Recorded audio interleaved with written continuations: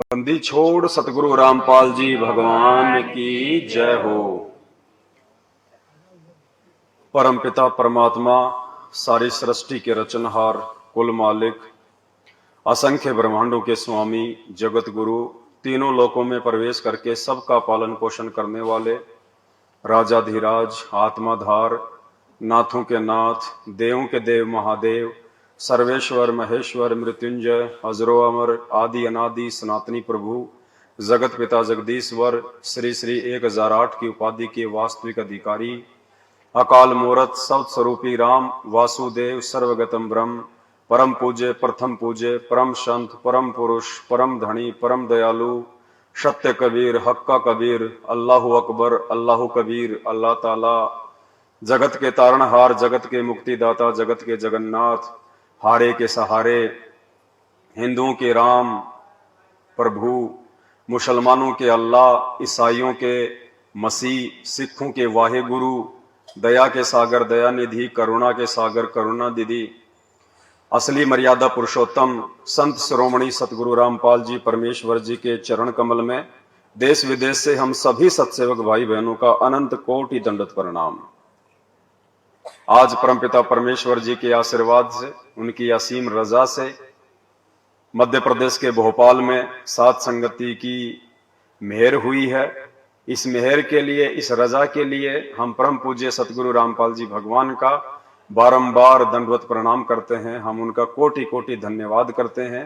हे परमपिता परमेश्वर, आप अपने सत्सेवक बच्चों पर इसी प्रकार से अपनी मेहर, अपनी नजर बनाए रखना। बंदी छोड़ सतगुरु रामपाल जी भगवान की जय हो।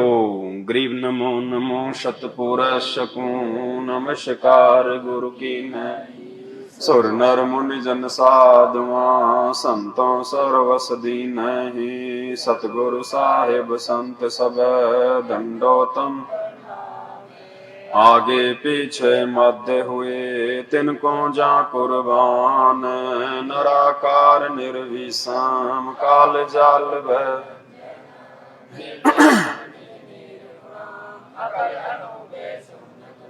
सोहम सुरति समापतम, सकल समाना नीरतल, उजल हिरंबर हरदम बेपरवा,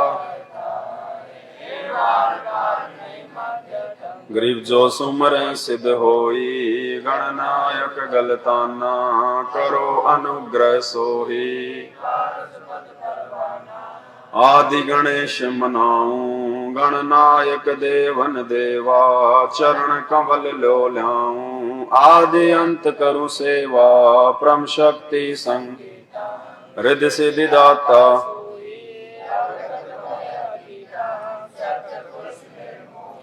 जगदम्बा जगदीशा, मंगल रूप मुरारी, तन मन अर्पूं शीशम, भक्ति मुक्ति भंडारी, सुर नर मुनि जन ध्यावे, ब्रह्मा शेष सहस मुख गावे, पूजे आदि गणेशा, इंद्र कुबेर सरीखा, वरुण धर्म राय, सुमरथ जीवन जी का, मन इच्छा फल पावे, 33 कोटि अधारा, ध्यावे 88 उत्तर,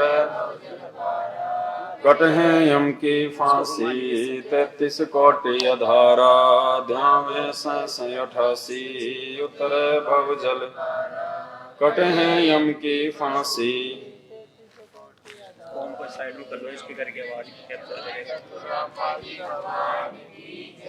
बंदी छोड़ सतगुरु रामपाल जी भगवान की जय हो। बंदी छोड़ सतगुरु रामपाल जी भगवान। सत्साई भाइयों बहनों,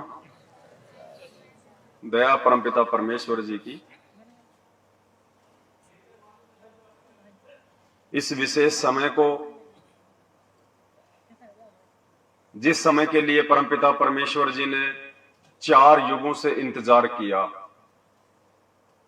ये बिचली पीढ़ी का समय, ये कोई सामान्य समय नहीं है। आप और हमें नॉर्मल समय लग रहा होगा, लेकिन जब हम परमात्मा के तत्व ज्ञान से विचार करेंगे तो हमें पता चलेगा कि हम इस धरती के सबसे सुनहरे समय में जी रहे हैं। इस धरती पे साक्षात परमात्मा अपने वास्तविक रूप में, स्वरूप में धरती पे हम सब के समक्ष हमारे पूज्य गुरुदेव हमारे बाप के रूप में प्रकट है।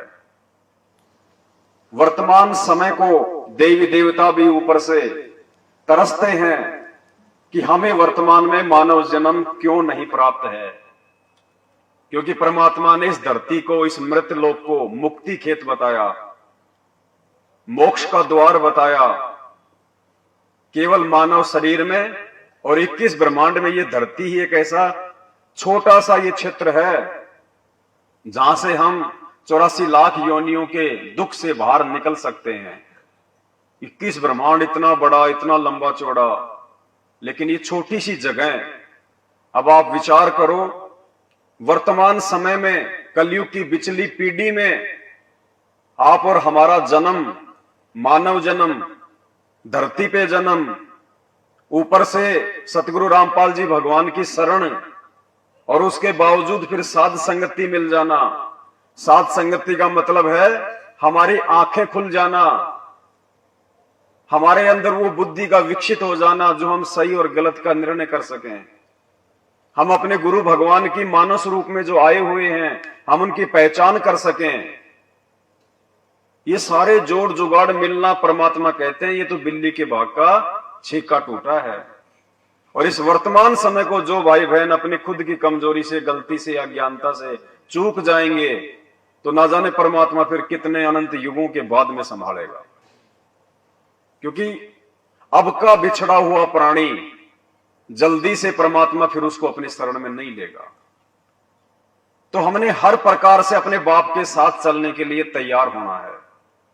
जो भी हमारे अंदर जो कमजोरियां हैं, अज्ञानता है, सारी हमने 90% तो परमपिता परमेश्वर जी के ज्ञान से, उनकी सुसंगति से, उनके सत्संगों से, और बची कुची 10% कमजोरियां हमने आपस में साध संगति के माध्यम से, भगत मिलन समारोह के माध्यम से दूर करनी है। इसीलिए परमात्मा ने ये थोड़ा सा समय आप और हमें दिया है। तो अब हमने किसी भी प्रकार से बैक नहीं होना है, ना अपनी कमजोरी के चलते, ना लोकलाज के चलते, ना समाज के डर और भय के चलते। हमारी पीठ पीछे वो समर्थ परमात्मा खड़ा है, जो समर्थ परमात्मा 21 ब्रह्मांड को चला रहा है अपनी वचन शक्ति से। परमात्मा कहते हैं जय तू चाले एक कदम, मैं चालू कदम 60, जय तू हो जा काठ का, मैं हो जाऊं लोहे की लाठ। दोनों ही बातें बता रहे हैं परमात्मा इस वाणी में। अगर तू मेरे लिए, मेरे ज्ञान को समझ के एक कदम भी आगे को बढ़ाएगा, वो चाहे नाम सुमरण में हो, चाहे दान धर्म में हो, चाहे सुकर्म में हो, तो परमात्मा कहते हैं मैं तेरे लिए 60 कदम बढ़ाऊंगा, 60 कदम। और जय तू हो जा काठ का। काठ का मतलब अगर तेरे अंदर थोड़ा सा भी अहंकार आ गया, अभिमान आ गया, कठोरता आ गई, तो कहते हैं जय तू हो जा काठ का, तो मैं हो जाऊंगा लोहे की लाठ। तू अगर हिरण्यकशिपु बन गया ना, तो फिर मैं भी नरसिंह बन जाऊंगा। दोनों तरफ से परमात्मा हमें आगाह कर रहे हैं। भगत के लिए वो भगवान है और दुष्ट के लिए वो राम है, श्री कृष्ण है वो। तो सारी कमजोरियां हमने दूर करनी है। देखो हम आपस में सब भाई बहन हैं। अगर कोई एक भाई बैठ के बीच में अगर अपने छोटे भाई बहनों को अगर समझाता है, तो इसमें उस भगत का कोई श्रेय नहीं होता है। कुछ लोग अपनी कमजोरी के चलते, अपनी छोटी सोच के चलते मीन मेख निकालने लग जाते हैं। ये हमारी कहीं न कहीं ज्ञान की कमजोरी है, ये हमारी बुद्धिमत्ता की ये कमजोरी है। हमने तो फायदा उठाना चाहिए। अरे हम लोग स्कूल में जाते थे, हम पढ़ाई किया करते थे, टीचर हमारे को जो है पढ़ाया करता था। टीचर के पढ़ाने के बाद में यदि कोई हमारा साथी हमारी मदद कर देता था उसी विषय को लेके, तो हम उसको कोई टीचर थोड़ी समझते थे, हम उससे कोई द्वेष थोड़ी करते थे। हम तो मौका देखते थे कि कौन ऐसा विद्यार्थी है, कौन ऐसा मेरा सहपाठी है जो टीचर के पढ़ाने के बाद मुझे और अच्छे से इस चीज को मुझे समझा दे। हम लोग उस चीज का फायदा उठाया करते थे, उस भगत का। हम उसे मनमुटाव नहीं किया करते थे कि अपने आप में ज्यादा सियाना समझ रहा है, अपने आप में ज्यादा पढ़ंतरी हो रहा है। हम लोग उसका फायदा उठाते थे कि अगर मैं इसे थोड़ी बहुत सहायता प्राप्त कर लूंगा तो टीचर के डंडे खाने से बच जाऊंगा। तो ठीक वो स्थिति यहां पे है। ये सत्संग हमारा एक मतलब विद्यालय है। सतगुरुदेव भगवान हमारे टीचर हैं, हमारे प्रिंसिपल हैं। हम सब भाई बहन आपस में सहपाठी हैं। हमने तो एक दूसरे का सहारा लेके भक्ति मार्ग में आगे बढ़ना है। तो मन में कभी भी ये चीज नहीं रखनी, और जिसके मन में ये चीज आ गई, जरा सी भी आ गई, जरा सी भी, उसी समय परमात्मा सात संगति से नीचे गिरा देगा। और सात संगति से नीचे गिरा हुआ इंसान नहीं उठ पाएगा, वो कितना ही प्रयास कर लो, क्योंकि ये फाइनल मौका दिया हमें परमात्मा ने। इस समय की महत्वता का भाई और बहनों हमें आगे चल के मालूम पड़ेगा, जब गुरुजी आ जाएंगे और फिर परमात्मा चेक करेगा ना वो कॉपी कि तुमने क्या लिखा मेरे पीछे से। उस समय हमें पता चलेगा इन बातों का। तो हमने कोई भी अपनी जो है कमजोरी जाहिर नहीं करनी है। ना यहां पे कोई गुरु है, ना यहां पे आपको कोई आदेश देने वाला है, ना कोई आपके ऊपर कोई सरपंच है, ना कोई कोऑर्डिनेटर है। यहां पे सब भाई बहन हैं। आगे बढ़ना हमारे को, पीछे बैक नहीं होना। अब परमात्मा की महिमा करते हैं, एक शब्द गाते हैं गुरुदेव भगवान का। सतगुरु रामपाल जी भगवान की जय हो, भगवान की जय हो। बंदी छोड़ सतगुरु रामपाल जी भगवान की। तुम मिलके संगत सारी, जय बोलो बंदी छोड़ की। तुम मिलके संगत सारी, जय बोलो बंदी छोड़ की। तुम मिलके संगत सारी, जय बोलो जय बोलो बंदी छोड़ की, जय बोलो बंदी छोड़ की, जय बोलो बंदी छोड़ की, जय बोलो बंदी छोड़ की। तुम मिलके संगत सारी, जय बोलो बंदी छोड़ की। तुम मिलके संगत सारी, जय बोलो अग्नि में प्रहलाद बचाया, थारा नाम बिसारा ना। अग्नि में प्रहलाद बचाया, तारा नाम बिसारा ना। जो सतगुरु थारे दर पे आ गया, किसे वक्त भी हारा ना। जो सतगुरु थारे दर पे आ गया, वक्त भी हारा ना। थारी महिमा अपरम पारी, जय बोलो बंदी छोड़ की। थारी महिमा अपरम पारी, जय बोलो बंदी छोड़ की। तुम मिलके संगत सारी, जय बोलो बंदी छोड़ की। तुम मिलके संगत सारी, जय बोलो बंदी छोड़ की। अब देखो हमें परमात्मा क्या कह रहे हैं इस शब्द के माध्यम से। ये सारे जो काम हैं ये परमात्मा पहले अपने भक्तों के लिए कर चुके हैं। अग्नि में प्रहलाद बचाया, यानी ये भगत ऐसी ऐसी महान आत्माएं पहले हो चुकी हैं। उन आत्माओं के ये किस्से कहानियां परमात्मा हमें दृढ़ता के लिए, विश्वास के लिए ये शब्द बना के गा रहे हैं। अब भाइयों और बहनों हमने भी वही कर्म करने हैं, उस प्रहलाद के जैसे, मीराबाई के जैसे, ताकि हमारे जाने के बाद में हजारों साल जब ये भक्ति मार्ग चले तो आने वाली आत्माओं के लिए आप और हम एक एग्जाम्पल बन जाएं। हमने वो कर्म करने हैं।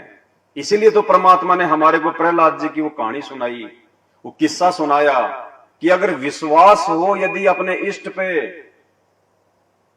तो प्रहलाद के जैसा होना चाहिए। 84 प्रकार की यातनाएं उस प्रहलाद को दी गई थी, 84 प्रकार की। लेकिन उसने हार नहीं मानी, घबराए नहीं। वो 10 साल का बच्चा छोटा सा दृढ़ रहा, वो अडिग रहा। 84 प्रकार की यातनाएं, जबकि आज तो हमारे सामने वो परिस्थितियां भी नहीं है। अगर उस प्रहलाद के जैसी एक भी अग्नि परीक्षा परमात्मा आप और हमारी ले ले, एक भी दिखाई नहीं दे, एक भी, तो सोचो आप और हम कहां खड़े हैं इस भक्ति मार्ग में। हमने कितना तैयार होना है। और उसके बाद फिर परमात्मा ने हमें फिर नया रक्षा मंत्र दिया और क्या कहा, सतगुरु शरण शरणाई, शरण गए कछु भय नहीं व्यापे, काल जाल भय मिट जाही, रोग शोग छल छिद्र न व्यापे, सन्मुख ना ठहराई, और जहर अग्नि तन निकट नहीं आवे, दूरी जात रंगाई, वीर बेताल बाण नहीं लागे, यम के कोट ढहाई, 98 पुण्य मुठ ना लागे, उल्ट तही दरखाई, बैर करे सोए दुख पावे, सुरती सबद।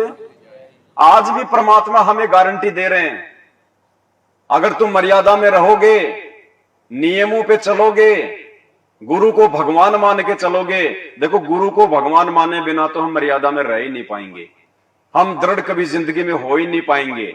ये प्रथम नियम है। जिस दिन हमने सतगुरु रामपाल जी परमेश्वर को परमेश्वर मान लिया, भाई ये तो परमेश्वर है ही, लेकिन हमने मानना है इनको परमेश्वर। जिस दिन हमने अपने गुरु को ही भगवान मान लिया, गुरु गोविंद कर जानियो और रहियो शब्द समाए, मिले तो दंडवत बंदगी नहीं पल पल, उस दिन भाई और बहनों ये सारे रूल एंड रेगुलेशन परमात्मा की भक्ति के ऑटोमेटिक आप और हमारे ऊपर ये लागू हो जाएंगे। परमात्मा जरा सी भी आंच नहीं आने देगा अपने भगत को, जरा सी भी आंच। जहर अग्नि तन निकट नहीं आवे, दूरी जात रंगावे, 98 पुण्य मुठ ना लागे, 98 प्रकार के जादू जंत्र ये टोने टोट के परमात्मा ने बताए दुनिया में, 98 प्रकार के, जिससे लोगों को मतलब दुख पहुंचाया जाता है। कहते हैं मेरे भगत के एक भी टोना टोटका काम नहीं करेगा, एक भी, वो करने वाला ही उल्टा मुसीबत में आ जाएगा। और जब हम परमात्मा की विधिवत भक्ति करेंगे, और देखो ये कितनी बड़ी मेहर है गुरुदेव भगवान की, ये विधिवत भक्ति समझाने के लिए, ये करवाने के लिए परमात्मा ने साध संगतियों का रास्ता चुना है। भाई जुड़े तो हम पहले भी थे परमात्मा से, साध संगतियां तो उनके जेल जाने के बाद में शुरू हुई है, उनके उन्हीं सत्संगों के आधार से आज हम उनकी चर्चा कर रहे हैं।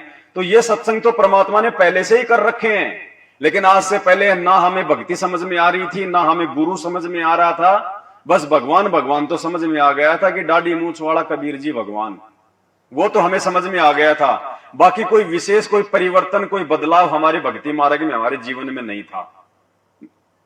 हम लोग 70% भगत होने के बावजूद भी जगत भाव में थे। ब्याह शादी में जाना, छोटे मोटे फंक्शन में जाना, वही खाना पीना, वही मतलब सिंगर के रहना, सोने चांदी जो है वो धारण करना, बात बात पे कोई लड़ाई झगड़ा गुस्सा कर लेना, मनमुटाव कर लेना, रिश्वत देना लेना, छोड़ा हमने कुछ भी नहीं था। ये था कि हमने अपने गुरु बना लिए, हमारे गुरुजी बहुत अच्छे हैं और हमारे गुरुजी ने शास्त्र दिखा के भगवान की पहचान करवा दी, बस हमें इतना ही पता था। बाकी 20-30% से ज्यादा हमने अपने जीवन में बदलाव नहीं किया था। अब परमात्मा ने हमें सारी चीजें विधिवत रूप से जो है वो समझवाई हैं साध संगति के माध्यम से। और जब हम परमात्मा की इस भक्ति मार्ग पे 50% भी ठीक ठाक तरीके से जिस दिन हम चलने लग गए, उस दिन भी परमात्मा छोटी सी भी जो है चोट नहीं आने देगा अपने बच्चे के, छोटी सी भी। यदि हम लोग 50% भी इस भक्ति मार्ग पे जैसा हमें गुरुजी चाहते हैं बनाना, यदि हमने चलना शुरू कर दिया, तो आज हमारे 90% भाई बहन महादुखी हैं। ये तो जग जाहिर नहीं हो रहा। भगत लोग आपस में किसी से चर्चा नहीं करते कि गुरुजी की बदनामी होगी, बेइज्जती होगी, इनके आश्रमों में लोग मर रहे हैं, बाहर ये खबर नहीं आने देते। दास के पास में बड़ी मुश्किल से समाचार आया, कोई सेवादार वहां गया हुआ था सेवा के लिए, धनाना आश्रम में सेवा करते करते 3 भगत जो है मिट्टी की ट्रॉली के नीचे दब के वहीं मर गए। आज तक इन लोगों ने उस बात को बाहर नहीं आने दिया। अब बताओ वहां पे भगवान बैठा है। तो भाई और बहनों, कुछ नहीं है उधर, ये सात संगतियों पे परमात्मा ने मेहर बख्शी है। और देख लो, सात संगतियों में परमात्मा के बच्चों के जरा सी भी चोट नहीं आने दे रहा परमात्मा, जरा सी भी चोट। क्यों? क्योंकि जो भक्ति परमात्मा हमसे करवाना चाहते हैं उस विधि से हमने भक्ति करना शुरू कर दिया है। और जब हम विधि से भक्ति करना शुरू कर देंगे तो गुरुदेव भगवान ने क्या कहा, क्या समझाया हमारे को। जिस दिन हम विधि से तीनों समय की आरतियां करना शुरू कर देंगे, जैसा कि परमात्मा ने 7 संगतियों में शुरू करवा दी है, खड़े होके भगवान के दरबार के आगे। अरे पहले हम इन पत्थरों के आगे भी तो खड़े होके आरती करते थे, नहीं करते थे? खड़े होके करते थे, विधि से करते थे, नहा धोके करते थे। यहां तो नहाने धोने की भी आवश्यकता नहीं है। तो आज तो साक्षात हमें परमात्मा मिल गया, भगवान मिल गया। बंदी छोड़ है साक्षात इस धरती पे। अभी तो केवल थोड़े से लोगों को पता है, थोड़े से समय में पूरी दुनिया को पता चल जाएगा। परमात्मा ऐसी विकट परिस्थितियां पैदा कर देगा, ना चाहते हुए भी लोगों को इनके चरणों में आना पड़ेगा। क्योंकि एक सत्संग में परमात्मा ने बताया कि जीव की आदत है वो हार नहीं मानता, और भगवान की आदत है वो हार मनवा के छोड़ता है। तो आप देख रहे होंगे क्या माहौल देश और दुनिया का धीरे धीरे तैयार हो रहा है। घुटनों के बल बैठा देगा परमात्मा पूरी दुनिया को। भगवान है, धरती पे आया है, सबको जानकारी करवाएगा, सबको। कोई भक्ति करे ना करे ये उसके संस्कार, लेकिन ये परमात्मा सब तक संदेशा पहुंचा देगा कि धरती पे ये यदि कोई देव है, यदि कोई परम शक्ति है, तो सतगुरु रामपाल जी भगवान है। और जिस दिन हम इस परमात्मा की विधि से भक्ति आरती अपने गुरु को ही परमात्मा मान के शुरू कर देंगे, उसके बाद हमें गुरुदेव भगवान ने बताया कि पुण्यात्माओं, ये 33 करोड़ देवी देवता, ब्रह्मा विष्णु महेश, ये तुम्हारे सिक्योरिटी गार्ड बन के रहेंगे, सिक्योरिटी गार्ड। अब बताओ कितनी बड़ी बात बोली है गुरुदेव भगवान ने कि ये तुम्हारी रक्षा करेंगे। यहां पे अगर तुम्हारे ऊपर अगर किसी ने थोड़ा से भी यदि कोई आंच आने का कोई वो किया प्रयास, तो परमात्मा कहते हैं ये ब्रह्मा विष्णु महेश ही तुम्हारी सिक्योरिटी करेंगे, वरना परमात्मा जबरदस्ती से करवाएगा। और परमात्मा कहेगा देख ये तेरी महिमा कर रहे हैं, ये तेरी वंदना कर रहे हैं, असुर निकंदन रमैणी के माध्यम से 16 मिनट में 33 करोड़ देवी देवताओं की वंदना हो जाती है, 33 करोड़ देवी देवताओं की। उसके बाद में मजबूरन ये हमारे को चाहते हुए भी जो है ये कोई दुख नहीं दे सकते। तो फिर हमें भय किस बात का भाई, हमारे को डर किस बात का? इतना समर्थ परमात्मा जिसके आदेश से देवी देवता भी हमारी सिक्योरिटी में। तो भाई और बहनों, हम कोई छोटी मोटी आत्मा नहीं है। अपने आप को समझो, पहचानो। थोड़ा सा संघर्ष करने की आवश्यकता है, थोड़ा सा। बहुत सारे जैसे टेम्पो वगैरह होते हैं, छोटी मोटी गाड़ियां होती हैं, वो वैसे नहीं होती स्टार्ट। हल्का सा धक्के की आवश्यकता पड़ती है उनको, उसके बाद ऑटोमेटिक स्टार्ट हो जाती है। तो हमने थोड़ा सा संघर्ष करने की जरूरत है। परमात्मा हमारे साथ में ही है, दूर नहीं है। गुरुदेव भगवान है, ये परमेश्वर है, ये कोई आम व्यक्ति नहीं है जो जेल में जाके बैठ गए और इनको कुछ नहीं पता कि बाहर क्या हो रहा है। ये अपने बच्चों के दुख दर्द और तकलीफ से ये पल पल वाकिफ है, पल पल। आज हमें यही तो जो है भक्ति करवा रहे हैं। अगर भगवान जेल में बैठ गए तो हम भक्ति जिंदगी में नहीं कर सकते। शब्द रूप में गुरुदेव भगवान हम सबके साथ में, सबके साथ में। लेकिन परमात्मा का एक विधान है, शब्द रूप में साथ होते हुए भी परमात्मा अपनी उसी आत्मा की रक्षा करता है, उसी आत्मा के काज जो है वो सफल करता है, जो आत्मा जो मर्यादा में रह के जो भक्ति करेगी। और उसके बाद देखो परमात्मा ने इस सत्संग में बताया देवी देवता तुम्हारी सिक्योरिटी में आ जाएंगे। अब बताइए, अब देवी देवता साध संगत की सिक्योरिटी में है या फिर उन आश्रमों में है सिक्योरिटी में? अगर आश्रमों में सिक्योरिटी में होते तो ट्रैक्टर के नीचे 3-3 भगत दब के नहीं मर सकते। मुंडका आश्रम में 3-3 भगत टैंक की सफाई करते समय जहरीले गैस से नहीं मर सकते। और जब भी इनके आश्रमों में समागम होते हैं 10-15 तो मरते हैं आने जाने में, एक्सीडेंट में। बताइए कहां है वहां परमात्मा? अभी वो तो भगवान के लिए आ रहे हैं, भगवान के लिए जा रहे थे। क्या परमात्मा को नहीं पता था इस बात का? लेकिन इसका विधान है, इसका रूल है इसके नियम तोड़ के चाहे इसकी कितनी पूजा पाठ कर लो, ये परमात्मा साथ नहीं देगा। डॉक्टर चाहे कितना ही अच्छा क्यों ना है, उसके नियम और मर्यादा तोड़ के, उसके परहेज तोड़ के चाहे तुम उसकी कितनी गोली दवाई खा लो, डॉक्टर कुछ नहीं कर पाएगा। क्या कह रहे हैं हमें परमात्मा? इसी प्रकार हम इस संसार में रहेंगे, हम सबका सत्कार करेंगे, लेकिन पूजा हम अपने मालिक की करेंगे, अपने परम पति की करेंगे, जो सबका मालिक है, कबीर भगवान की करेंगे। और ये सभी जितने भी यहाँ के, जैसे असुर निगंध रामायणी में हम सबका सत्कार करते हैं, छोटे से लेकर 500 तत्वों तक की आरती इसके अंदर आ जाती है, तो हम सबका सत्कार करते हैं। सत्कार करने से विनम्रता आती है। और ये फिर ये ब्रह्मा विष्णु महेश या जितने भी कोई भी हैं देव, ये आपको टच नहीं कर सकते। इनके ऊपर फिर डंडा है परमात्मा का कि ये आपका एक सत्कार करते हैं और फिर भी आप इनको सताओगे तो इनको ज्यादा सजा मिलेगी। ये जो आपको विधि बता रखी, ये आपके प्रोटेक्शन के लिए है, भगवान का विधान बनाए रखने के लिए है, और आपको इस संसार रूपी सागर से पार होने के लिए सफर में सहयोगी रहेंगे, आपका प्रोटेक्शन करेंगे ये देवता। और सभी आपके घरों के चारों तरफ पहरे दिया करेंगे, जो सतगुरु कबीर साहब के इस नाम से जुड़ जाएगा।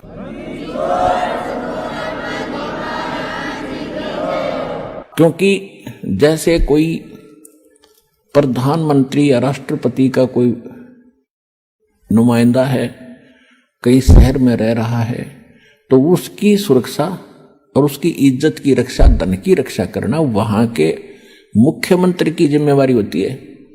और मुख्यमंत्री नीचे डीसी और एसपी को सतर्क कर देता है कि इस आदमी का कोई उत्सुक होगी, किसी सुविधा में कमी आ गई, तुम्हारी खैर नहीं है। तो चारों तरफ चक्कर काटते रहते हैं वो, और एक बार जरा सा भी कोई उकचुक कर दे, 2 मिनट में पुलिस डालेगी उसके पास। तो इसी प्रकार आप उस परम पिता के नुमाइंदे बच्चे हो जाओगे जिस दिन से आप सतलोक आसन बरवाला जिला हिसार हरियाणा से जुड़ जाओगे।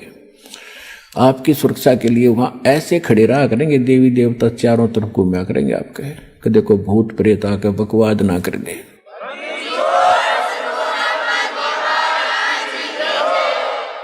तो भाई और बहनों, ये समर्थ का वचन है, ये किसी आम व्यक्ति के शब्द नहीं है।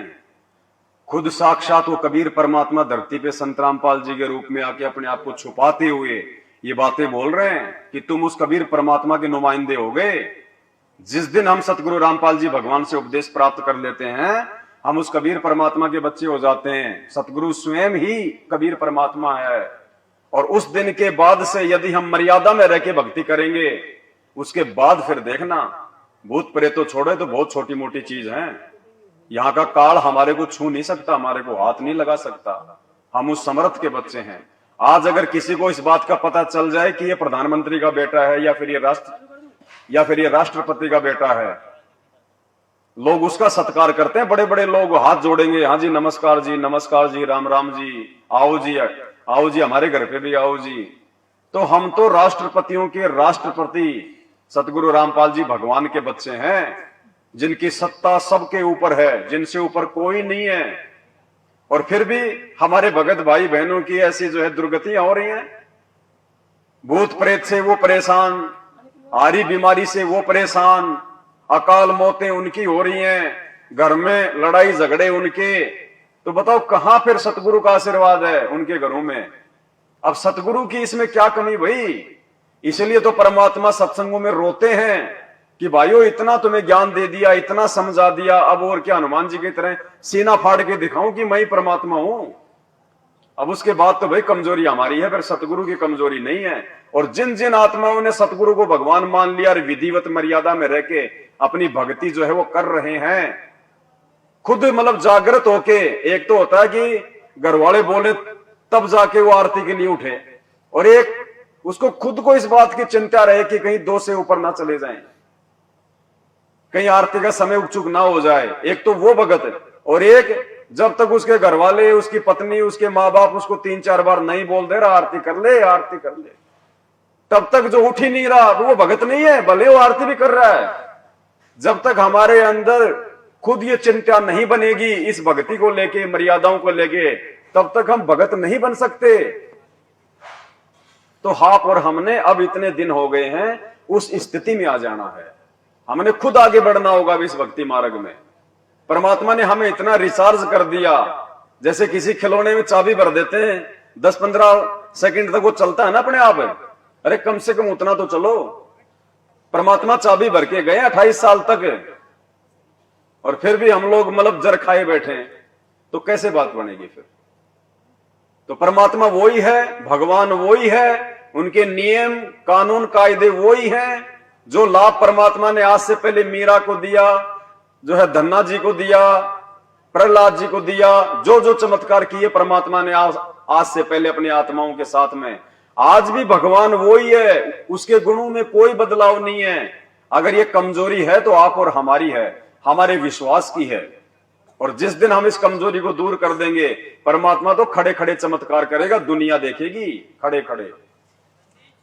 सतगुरु रामपाल जी भगवान की। द्रौपदी सुता के चीर बढ़ाए, नरसी के भर भात जी। द्रौपदी सुता के चीर दुर्योधन की मेवा त्यागी, साग विदुर घर खात जी। दुर्योधन की मेवा त्यागी, साग विदुर घर खात। बन आए कृष्ण मुरारी, जय बोलो बंदी छोड़ की। बन आए कृष्ण मुरारी, जय बोलो बंदी छोड़ की। तुम मिलकर संगत सारी, जय बोलो बंदी छोड़ की। तुम मिलकर संगत सारी, जय बोलो बंदी छोड़ की। द्रौपदी सुता के चीर बढ़ाए और नरसी के भर्या, सारे काम ये परमात्मा करता है, ये कबीर परमात्मा करता है। यहां तक कि नकली संतों के रूप में उनके भक्तों को अगर कोई दर्शन भी होते हैं, कोई लाभ भी मिलता है, तो वो कबीर परमात्मा इस भक्ति की स्थिति को बनाए रखने के लिए सारा खेल खेलता है। सारा खेल ये परमात्मा खेलता है आप और हमारे लिए। अब देखो, परमात्मा की हर एक लाइन में, हर एक चौपाई में एक गहरी शिक्षा। आज सरेआम हम भगत भाई बहनों के धन का, दान का दुरुपयोग किया जा रहा है। अंधे होके बेचारे सतलोक आश्रम मैनेजमेंट हरियाणा को दान कर रहे हैं, और उनकी आंखों के सामने उनके धन का, उनके दान का दुरुपयोग हो रहा है। जो परमात्मा हमें ताश तक खेलने के लिए मना करता है, अगर कोई ताश खेल रहा है उसके पास में बैठने के लिए भी मना करते हैं कि बेटा तेरा समय बर्बाद होगा, तेरी जो है सांसें बर्बाद होंगी। मोबाइल में परमात्मा हमारे को वीडियो गेम खेलने के लिए मना करते हैं। हमने अपने बच्चों को भी मोबाइल में कोई कार्टून या वीडियो गेम वगैरह जो है चला के नहीं देने हैं। यहां तक परमात्मा भक्ति मार्ग पे हमारे को पाबंद कर रहे हैं, और उसी परमात्मा के नाम की आड़ में, उसी परमात्मा के बच्चों के ज्योति पाठ और दान के पैसों से धनाना गांव में गुरुदेव के परिवार वालों ने बैडमिंटन का स्टेडियम बनवा दिया, परमात्मा के नियमों की जो है धज्जियां उड़ाते हुए। अब देखो यहां क्या कह रहे हैं परमात्मा, अगर वो दान धर्म यदि उन पुण्यात्माओं ने सोच समझ के किया होता, ज्ञान को आधार बना के किया होता, तो आज उनके कर्म ना फूटते और आने वाले समय में उनकी दुर्गतियां ना होती जो होनी अभी शेष हैं। द्रौपदी सुता के चीर बढ़ाए, क्यों बढ़ाए परमात्मा ने द्रौपदी के चीर? द्रौपदी ने कोई परमात्मा के परिवार वालों को दान धर्म नहीं किया था। द्रौपदी ने किसी ऐरे गहरे को दान धर्म नहीं किया था। द्रौपदी ने कोई अपने भगत भाई बहनों को दान नहीं किया था। द्रौपदी ने एक सुपात्र को दान किया था, पूर्ण परमात्मा को जो है वो दान किया था। आवश्यकता पड़ने पर उन्होंने दान किया था। देखा देखी में नहीं किया कि आश्रमों में पाठ चल रहे हैं, चलो मैं भी पाठ करवा दूं, मेरे कोऑर्डिनेटर का यह आदेश आ गया दान करो, चलो मैं भी जो है दान कर देता हूं। क्या बताया हमें परमात्मा ने? द्रौपदी ने अंधे महात्मा को, और अंधा महात्मा कौन था? खुद वो कबीर परमात्मा। जब द्रौपदी जनाना घाट पे नहाने के लिए जा रही थी अपनी सहेलियों के साथ में, उधर से वो कबीर परमात्मा नदी में एक अंधे महात्मा का रोल करके नहाने के लिए जो है वो नदी में उतर गया। और परमात्मा ऐसी लीला कर रहे हैं, हाथ मार रहे हैं ऐसे बिल्कुल अंधे की भूमिका में, जैसे उनका कुछ खो गया हो। द्रौपदी ने देखा भाई महाराज जी नदी में क्यों खड़े हैं, और बाद में जब उसने अपने ध्यान दृष्टि से देखा कि भाई महाराज जी तो बिल्कुल निवस्त्र हैं, लगता है इनका कपड़ा जो है पानी में बह गया और ये शर्म के मारे बाहर नहीं आ रहे। द्रौपदी ने अपनी साड़ी फाड़ी, अपनी साड़ी थोड़ी थोड़ी साड़ी फाड़ के उसके पास में भेजने लगी, लेकिन वो कपड़ा उसके हाथ में नहीं लगा। ध्यान से सुनना, देखो कितना बड़ा रहस्य है। और परमात्मा ने बताया कि द्रौपदी ने 8 बार अपनी साड़ी को फाड़ के अंधे महात्मा के पास में वो टुकड़ा भेजने का प्रयास किया, लेकिन वो टुकड़ा उसके पास में नहीं पहुंचा। लास्ट में उसने बड़ी सी एक लकड़ी ली, अपनी साड़ी फाड़ के वो टुकड़ा उसमें फंसा के और उसके हाथ के पास में कर दिया जहां वो हाथ मार रहा था। वो एक टुकड़ा साड़ी का, वो एक लीर उस अंधे महात्मा को हाथ लगी। और परमात्मा ने जब द्रौपदी का चीर बढ़ाया तो गुरुदेव ने अपने सत्संग में क्या बताया कि उस एक लीर के कारण और हो गए चीर अपार। जय मैंने पहले बेरा होता मैं देती सब कुछ। फिर उस सत्संग में गुरुजी हमें समझा रहे हैं विशेष तौर से कि वैसे तो द्रौपदी ने लगभग पूरी साड़ी फाड़ दी थी, लेकिन अंधे महात्मा के केवल एक लीर हाथ लगी, केवल एक टुकड़ा, और उसी एक टुकड़े के प्रतिफल में परमात्मा ने उसके चीर बढ़ाए। तो भाई और बहनों, द्रौपदी ने दान तो साड़ी का किया था, जो टुकड़े महात्मा के हाथ नहीं लगे वो भी तो दान ही किया था उसने, लेकिन परमात्मा ने उस दान को दान में नहीं गिना। जो दान सुपात्र के हाथ में नहीं गया, जो दान सुपात्र के हाथ नहीं लगा, वो दान नहीं होता। तो आज हमारे गुरुदेव भगवान तो जेल में बैठे हैं, उनको 2 टाइम का खाना, 2 जोड़ी कपड़ा सरकार दे रही है। आप और हम दान धर्म कहां कर रहे हैं? आप और हमारा ज्योति पाठ का पैसा कहां जा रहा है? सुपात्र के हाथ नहीं लग रहा। इसी कारण दान धर्म करते करते भी जो है आज किसी को भी सद्बुद्धि नहीं आ रही, किसी को भी। उनकी आंखों के सामने उसी गांव धनाना में स्टेडियम बना दिया, और लेकिन कोई चुकार भी नहीं रहा, कोई बोल भी नहीं रहा। और जब वही मैनेजमेंट वाले उस स्टेडियम का वीडियो बना के यूट्यूब पे डालते हैं, तो वही अंधभगत नीचे लिखते हैं वो कमेंट्स में, जय बंदी छोड़ की, जय बंदी छोड़ की, आने वाले समय में स्टेडियम ये हम भक्तों के काम आएगा। हाँ जी, कमेंट्स में लिख रहे हैं वो। एक भगत ने कमेंट्स में लिखा क्या ये स्टेडियम गांव वालों के लिए बनाया है? तो दूसरा भगत बोला अभी तो गांव वालों के लिए है, आने वाले समय में हम भक्तों के काम आएगा। मतलब बुद्धि ऑफ, कुपात्र को दान देने के चलते, साध संगति के अभाव के चलते। देखो क्या कह रहे हैं परमात्मा।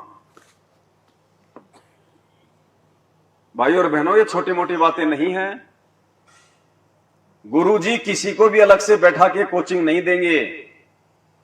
परमात्मा ने जो भी कुछ कहना होगा अपने सत्संगों में कहेंगे, सामूहिक रूप से कहेंगे, सार्वजनिक रूप से कहेंगे। निष्कर्ष आप और हमने निकालना पड़ेगा, आप और हमने। समुद्र में हीरे मोती होते हैं, लेकिन जो गोताखोर होते हैं वो ही निकाल पाते हैं, बाकी समुद्र किसी को निकाल के नहीं देता अपनी तरफ से। तो सुनो ध्यान से परमात्मा का सत्संग जो परमात्मा ने द्रौपदी के ऊपर किया है, और क्या समझा रहे हैं परमात्मा हमें सत्संग के माध्यम से। हमें निष्कर्ष निकालना पड़ेगा। घर पे भी जब हम परमात्मा के सत्संग सुनते हैं तो हमने बहुत ध्यान से सुनना है परमात्मा का सत्संग। पता नहीं कौन से समय, कौन से सत्संग में परमात्मा क्या रहस्य देते हैं। अलग से तो परमात्मा ने किसी को कोई बात बताई नहीं है, सारी बातें उनके सत्संगों से निकल के आ रही हैं। तो अब हमने परमात्मा के प्रत्येक वचन को ध्यान से सुनना पड़ेगा जब हम उनके सत्संग सुनते हैं। तो वो द्रौपदी की कथा जो हमने हजारों बार सुनी, लेकिन हमने कभी उन पे विचार नहीं किया कि परमात्मा क्या संकेत कर रहे हैं।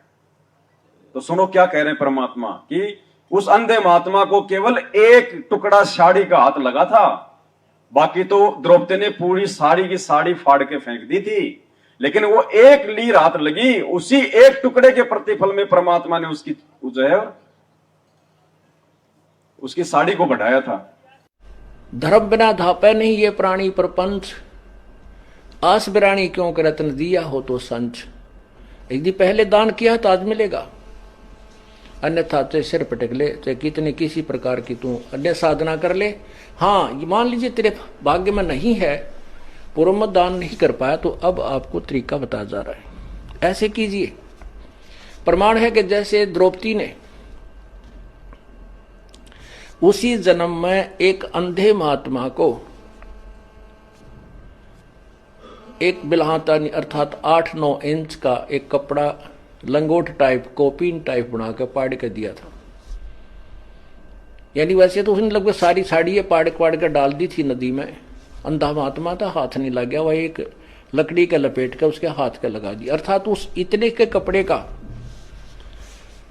दान का इसी जन्म में भी परमात्मा ने उसको लाभ दे दिया, क्योंकि वो सुपात्र को दान किया गया था। वो परमात्मा कहता है कि जो जन मेरी शरण है ताका हूं मैं दास, गेल गेल ला गया फिरूं जब तक धरती आकाश। तो क्या कह रहे हैं यहाँ पे गुरुदेव भगवान? वैसे तो द्रौपदी ने पूरी लगभग साड़ी ही फाड़ के दान कर दी थी, लेकिन अंधे महात्मा के तो छोटा सा टुकड़ा हाथ लगा, छोटा सा टुकड़ा, और उसी के प्रतिफल में उसके चीर बढ़ाए परमात्मा ने। दुशासन 1000 हाथियों जितनी पावर थी, पसीने आ गए उसके। तो ये परमात्मा ने हमारे को दान करने का ठीक ठिकाना बताया। मैं तो बताया परमात्मा ने कि सुपात्र को दान धर्म किया जाता है, कुपात्र को नहीं किया जाता। और क्यों आज उन लोगों की दुर्गतियां हो रही हैं जो उनके पीछे चल रहे हैं आंख बंद करके? परमात्मा ने हमारे को बताया कि भगत को जो है पंचायती होना चाहिए, भगत को सच कहने वाला होना चाहिए, सही और गलत का निर्णय करने वाला होना चाहिए भगत को। मालिक ने एग्जाम्पल दिया, महाभारत के युद्ध में भीष्म पितामह, द्रोणाचार्य और कर्ण, इनका शरीर बाणों से छलनी क्यों कर दिया गया? ये तो इतने महान योद्धा थे, उसके बावजूद भी उनकी ऐसी दुर्गति से मौत क्यों हुई? तो परमात्मा ने बताया कि महाभारत के युद्ध में उन्होंने सच को सच नहीं कहा, आंखों के सामने उनके जो है वो गलत होता रहा, उसके बावजूद उन्होंने सभा में खड़े होके सच कहने की, सही कहने की, जो है सत्य का पक्ष करने की उन्होंने हिम्मत नहीं दिखाई, जिस कारण से आगे चल के उनकी ये दुर्गति। तो परमात्मा ये सत्संग हमें क्यों सुना रहे हैं भाई? हमें क्या मतलब है? परमात्मा ने इसलिए सुनाए कि आगे चल के तुम्हारे सामने भी वो धर्म संकट की स्थिति पैदा होगी। वो महाभारत मेरी संगत में भी होगा, और उस समय तुम क्या करोगे? तुम महात्मा विदुर की भूमिका निभाओगे या फिर भीष्म, द्रोण और कर्ण वाली भूमिका निभाओगे? तो मालिक कहते हैं कि महाभारत के युद्ध में कहीं ना आडी तिथि, और जिसके कारण उस युद्ध में उन तीनों के साथ में ऐसी बीती। तो ये शिक्षा परमात्मा आप और हमें दे रहे हैं कि भगत को एक पंचायती भी होना चाहिए, बात कहो तो सत्य कहो, अन्यथा वहां से उठ के चल दो, फिर बैठने की आवश्यकता नहीं है। भीष्म पितामह और द्रोणाचार्य, इन्होंने महाभारत के समय इनके साथ कैसी दुर्गति से मरे ये तीनों के तीनों। तो क्या कहते हैं कि द्रौपदी चीर हरण में उन्होंने कहीं न आडी तिथि, अर्थात महाभारत में उनके ऐसी बीती। भीष्म पितामह बाणों से छान दिया गया और पड़ा पड़ा कर रहा, उसके अंदर रो रहा है, पता नहीं कितने दिन में जाकर उसके प्राण निकले। ऐसे द्रोणाचार्य की मृत्यु हुई, ऐसे कर्ण को बाणों से छान दिया गया था। तो पुणात्माओं कहा कि द्रौपदी चीर हरण में कहीं न आडी तिथि, उन्होंने कुछ भी नहीं बोले, तात महाभारत में उनके साथ ऐसी बीती। तो पुणात्माओं हमने एक नेक इंसान भी बनना है, अपने जो सामाजिक व्यवहार के अंदर भी हमने खरा होना है, अपने कर्म बिगड़न नहीं देने। ठीक है, कहीं जाना पड़े, कोई 10 आदमी इकट्ठे हों तो सच्ची बात कहे, मानने तो ठीक से ना उठ के चला जा, अपने कर्म धर्म बिगाड़ियो ना। कहते तुमने धर्म उस दरगाह का मैल नहीं देखा, धर्मराज के तिल तिल का लिखा। आपकी सोच का भी अकाउंट होगा। अब बताओ, उस धनाना आश्रम में मिट्टी से भरी हुई ट्रॉली के नीचे 3 भगत दब के मरे, तो ये थोड़ी है कि वो दबते ही मर गए, 2-3 मिनट लगी होंगी, सांस उनका घुटा होगा, वो तड़पे होंगे। तो इन भक्तों के तो भीष्म पितामह से भी भयंकर दुर्गति से मौत हुई है, सतगुरु की शरण में आने के बाद भी। कोरोना में हमारे हजारों भगत भाई बहन मरे कि नहीं मरे? ऑक्सीजन के अभाव से दम घुट घुट के मरे कि नहीं मरे? क्यों मरे भाई? वो तो सतगुरु के भगत थे, सतगुरु के भगत के लिए तो सतगुरु कहते हैं कि यम के दूत तो छोड़ो, धर्मराज हाथ नहीं लगा सकता मेरे भगत को, यमराज हाथ नहीं लगा सकता। अब धर्मराज से बढ़ के फिर और कौन आ गया यहां पे? वो तो मृत्यु का देवता भाई। सतगुरु के भगत को तो वो भी हाथ नहीं लगा सकता। और यहां तो यम के दूतों को आने की जरूरत नहीं पड़ रही, गुरु जी के परिवार वाले यम के दूत बन रहे हैं भक्तों के लिए।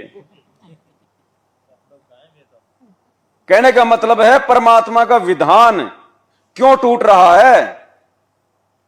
टूट नहीं सकता, साध वचन पलटे नहीं चाहे पलट जाए ब्रह्मांड। गुरुजी ने जो अपने सत्संग में बोल दिया अपने भगत के लिए, वो उनका वचन है, लोहे की लकीर है, वो मिट नहीं सकती। फिर भी मिट रही है तो गलती भगत की है, सतगुरु की नहीं है। क्या बताया परमात्मा ने अपने भगत की जो है मृत्यु के विषय में? कबीर परमात्मा के भगत के बारे में आपको सत्संग में बहुत बार बताया है। कबीर परमेश्वर की जो या सत भक्ति जो करता है उसके निकट काल के दूत, यम के दूत तो बहुत दूर की बात है, यमराज नहीं आ सकता और धर्मराज नहीं आ सकता। आए हैं सो जावेंगे ये राजा रंग फकीरे, एक सिंहासन चढ़ चलो एक बंदे जात जंजीरे। तो भाई वहां तो धनाना में ना धर्मराज को आने की आवश्यकता पड़ी, ना यमराज को आने की पड़ी, ना ये धर्मराज के दूतों को आने की पड़ी।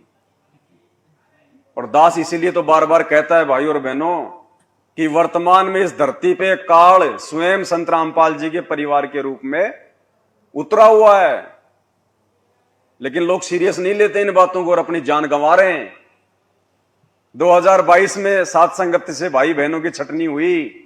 दास 1 साल से बोल रहा था कि 2022 लास्ट का समय, 2022 का लास्ट का समय सात संगति की छटनी का समय है। लोगों ने देखा ऐसे भोंक रहा है, और देख लो परमात्मा ने क्या खेल खेला, सबकी परीक्षा ले ली, दास की भी ले ली मालिक ने। तो ऐसा नहीं है भाई, मैं कोई अपनी मर्जी से नहीं बोलता सात संगति में आके, और ना मुझे अधिकार है, और अपनी मर्जी से बोलूंगा तो कोई पागल नहीं बैठे सामने जो मेरी हर बात को मान लेंगे। हर बार सात संगतियों को तोड़ने का प्रयास किया जाता है इस काल प्रेरणा से। यह केवल सत्य मार्ग से ही आत्माओं को भटकाता है, बाकी तो इसने भीड़ इकट्ठी कर रखी उन आश्रमों में जहां कोई ज्ञान नहीं, जहां कोई चर्चा नहीं, कोई सतगुरु की महिमा नहीं। उल्टा हमें वो लोग जो है दोष देते हैं कि तुम गुरुजी को भोग क्यों लगा रहे हो, तुम तो गुरुजी के श्राद्ध निकाल रहे हो। उनको इतना ही ज्ञान नहीं है, बताओ भोग लगाएं किसको लगाएं? अरे हम तो दाढ़ी मूछ वाले को लगा देंगे, लाके खड़ा कर दो हमारे सामने, कहां है? हम तो उसको लगा देंगे, लाओ कहां है? तो भाई और बहनों बिल्कुल अंधकार छाया हुआ है, अंधकार। आप और हम थोड़े बहुत जीव हैं जो इन चीजों को समझ पा रहे हैं। ये सद्बुद्धि परमात्मा ने ऑन कर रखी है, नहीं तो आप और हम भी उन्हीं भक्तों में से भगत हैं। ये विशेष मेहर है सतगुरुदेव भगवान की, सतगुरु रामपाल जी भगवान की। भक्तों के हितकारी बन के सबकी करो संभाल जी, भक्तों के हितकारी बन के सबकी करो संभाल जी। काशी जी में यज्ञ रचाई थारे नहीं मुके धन माल जी, काशी जी में यज्ञ रचाई थारे नहीं मुके धन माल जी। तन 9 लख बोडी डारी, जय बोलो बंदी छोड़ की, तन 9 लख बोडी, जय बोलो बंदी छोड़ की, तुम मिलके संगत सारी, जय बोलो बंदी छोड़ की संगत सारी, जय बोलो बंदी छोड़ की। भक्तों के हितकारी बनके सबकी करो संभाल जी, काशी जी में यज्ञ रचाई थारे नहीं मुके धन माल जी। परमात्मा ने ऐसी ऐसी लीलाएं भी फिर अपने भक्तों के लिए की। और देखो हर बात में परमात्मा का संकेत छुपा होता है, और वो संकेत आप और हमारे लिए हैं, भक्तों के लिए हैं, भगवान के लिए थोड़ी है। भगवान ने तो दिए हैं वो संकेत। अब काशी जी में परमात्मा ने वो यज्ञ रचाई, 18 लाख लोगों को परमात्मा ने भंडारा करवाया, दोहर दी, मोहर दी, छिक्के। और क्या बताया परमात्मा ने? ये खेल परमात्मा ने ये क्यों खेला? आने वाली पीढ़ियों को, अपने भक्तों को ये विश्वास दिलवाने के लिए कि यदि तुम उस परमात्मा पे पूर्णतया आश्रित होकर रहोगे, अपने गुरु के अलावा तुम किसी आन देव से, किसी से भी आध्यात्मिक क्षेत्र की कोई डिमांड नहीं करोगे, तो मुसीबत आने पे परमात्मा ऐसे तुम्हारी मदद करेगा जैसे आज मुझ गरीब की लाज रखी है। परमात्मा हमें संध्या आरती में क्या पढ़ाते हैं? साहूकार नहीं कोई जाके काशी नगर, यानी उस समय उस परमात्मा को, उस भंडारे के लिए कोई 2 रुपए, कोई 2 सेर आटा देने वाला कोई साहूकार भी नहीं था। साहूकार नहीं कोई जाके काशी नगर मंजारा, पूरी काशी में परमात्मा को कोई उधार देने वाला भी नहीं था, कोई साहूकार भी नहीं था। इतना गरीब था परमात्मा, लोगों की नजरों में इतना नीचा था। लेकिन परमात्मा ने क्या बताया कि मैंने रटना लगाई मेरे भगवान की, उस नाम की, मैंने विश्वास किया मैंने अपने परमात्मा के ऊपर, और फिर वो परमात्मा ऐसी समर्पित आत्मा के लिए कुछ भी कर सकता है। कल पे कारण कौन है, तू कर सेवा निकाम, मन इच्छा फल देऊंगा जब पड़ेगा मेरे से। तो आज गुरुदेव भगवान हमें वही चीजें समझा रहे हैं कि जितना जल्दी और जितना तुम अपने गुरु के प्रति समर्पित हो जाओगे हर प्रकार से, उसके बाद देखना फिर परमात्मा भंडारे खोल देगा, भंडारे। अभी तक बताओ, साध संगत से जुड़े हुए चंद भाई बहनों के अलावा कौन है जो समर्पित है? कोई समर्पित नहीं है। समर्पित तो उस समय होंगे जब हमारे को पहचान होगी। सबके घर में 5-5 भगवानों की पूजा हो रही है। एक फोटो मिलती है आश्रम से, बीच में सतगुरु रामपाल जी भगवान, ऊपर कोने में कबीर जी, इधर गरीबदास जी, इधर पंडित चिदानंद जी और इधर स्वामी रामदेवानंद जी। और गुरुदेव क्या कह रहे हैं कि बच्चों, दरबार में केवल अपने एक भगवान की, अपने कबीर भगवान की फोटो होनी चाहिए। केवल अपने एक भगवान की हमारे को पूजा करनी है अपने दरबार में। और दरबार में तो हमने भक्तों की फोटोएं लगा रखी हैं। अरे रामदेवानंद जी तो भगत थे, वो कोई भगवान थोड़ी थे। चलो हम गरीबदास जी को भगवान मान लेते हैं, आए थे 350 साल पहले। दाढ़ी मूछ वाले को भगवान मान लेते हैं, भाई वो भी आए थे परमात्मा 600 साल पहले। लेकिन पंडित चिदानंद जी और आदरणीय रामदेवानंद जी कौन से भगवान थे? हम तो अपने जैसे भक्तों को, 2 कोटि के जीवों की हम तो पूजा कर रहे हैं। अरे भगवान ने लीलामय तरीके से किसी न किसी आत्मा को तो मतलब जो है अपने गुरु के रूप में जो है लेके आना था सामने। उनको तो गुरु शिष्य परंपरा को बनाए रखने के लिए गुरु बनाने की आवश्यकता थी। उन्होंने तो एक मुंह बोला गुरु बनाया था अपना, और गुरु वो बनना भी नहीं चाह रहे थे। आपको रियलिटी बताते हैं, जिस प्रकार 650 साल पहले काशी में जब कबीर परमात्मा ने पंडित रामानंद जी को अपना गुरु बनाया, वो रोने लग गया था रामानंद कि भगवान ये पाप मेरे से नहीं होगा, आप तो जगत गुरु हो, मैं कैसे आपका जो है गुरु बन सकता हूं। तो परमात्मा ने कहा था, भाई कोई बात नहीं, लोक दिखावे में आप मेरे गुरु बन के रहो, बाकी तो मैं आपका गुरु हूं। अगर यदि आज आप मेरे गुरु बन के ये लीला नहीं करोगे तो कल को फिर कोई जो है गुरु बनाने की आवश्यकता ही नहीं समझेगा कि भैया तुम कबीर जी का नाम लेते हो ना, कबीर जी ने कौन सा गुरु बनाया था, तो भक्ति मार्ग आगे नहीं बढ़ पाएगा। ठीक वही लीला, सेम टू सेम लीला परमात्मा ने 17 फरवरी 1988 को, क्योंकि वो स्वामी रामदेवानंद जी वो तो इंतजार कर रहे थे कि कब वो परमात्मा इस धरती पे आवे, कब वो परमात्मा जो है वो इस धरती पे आवे।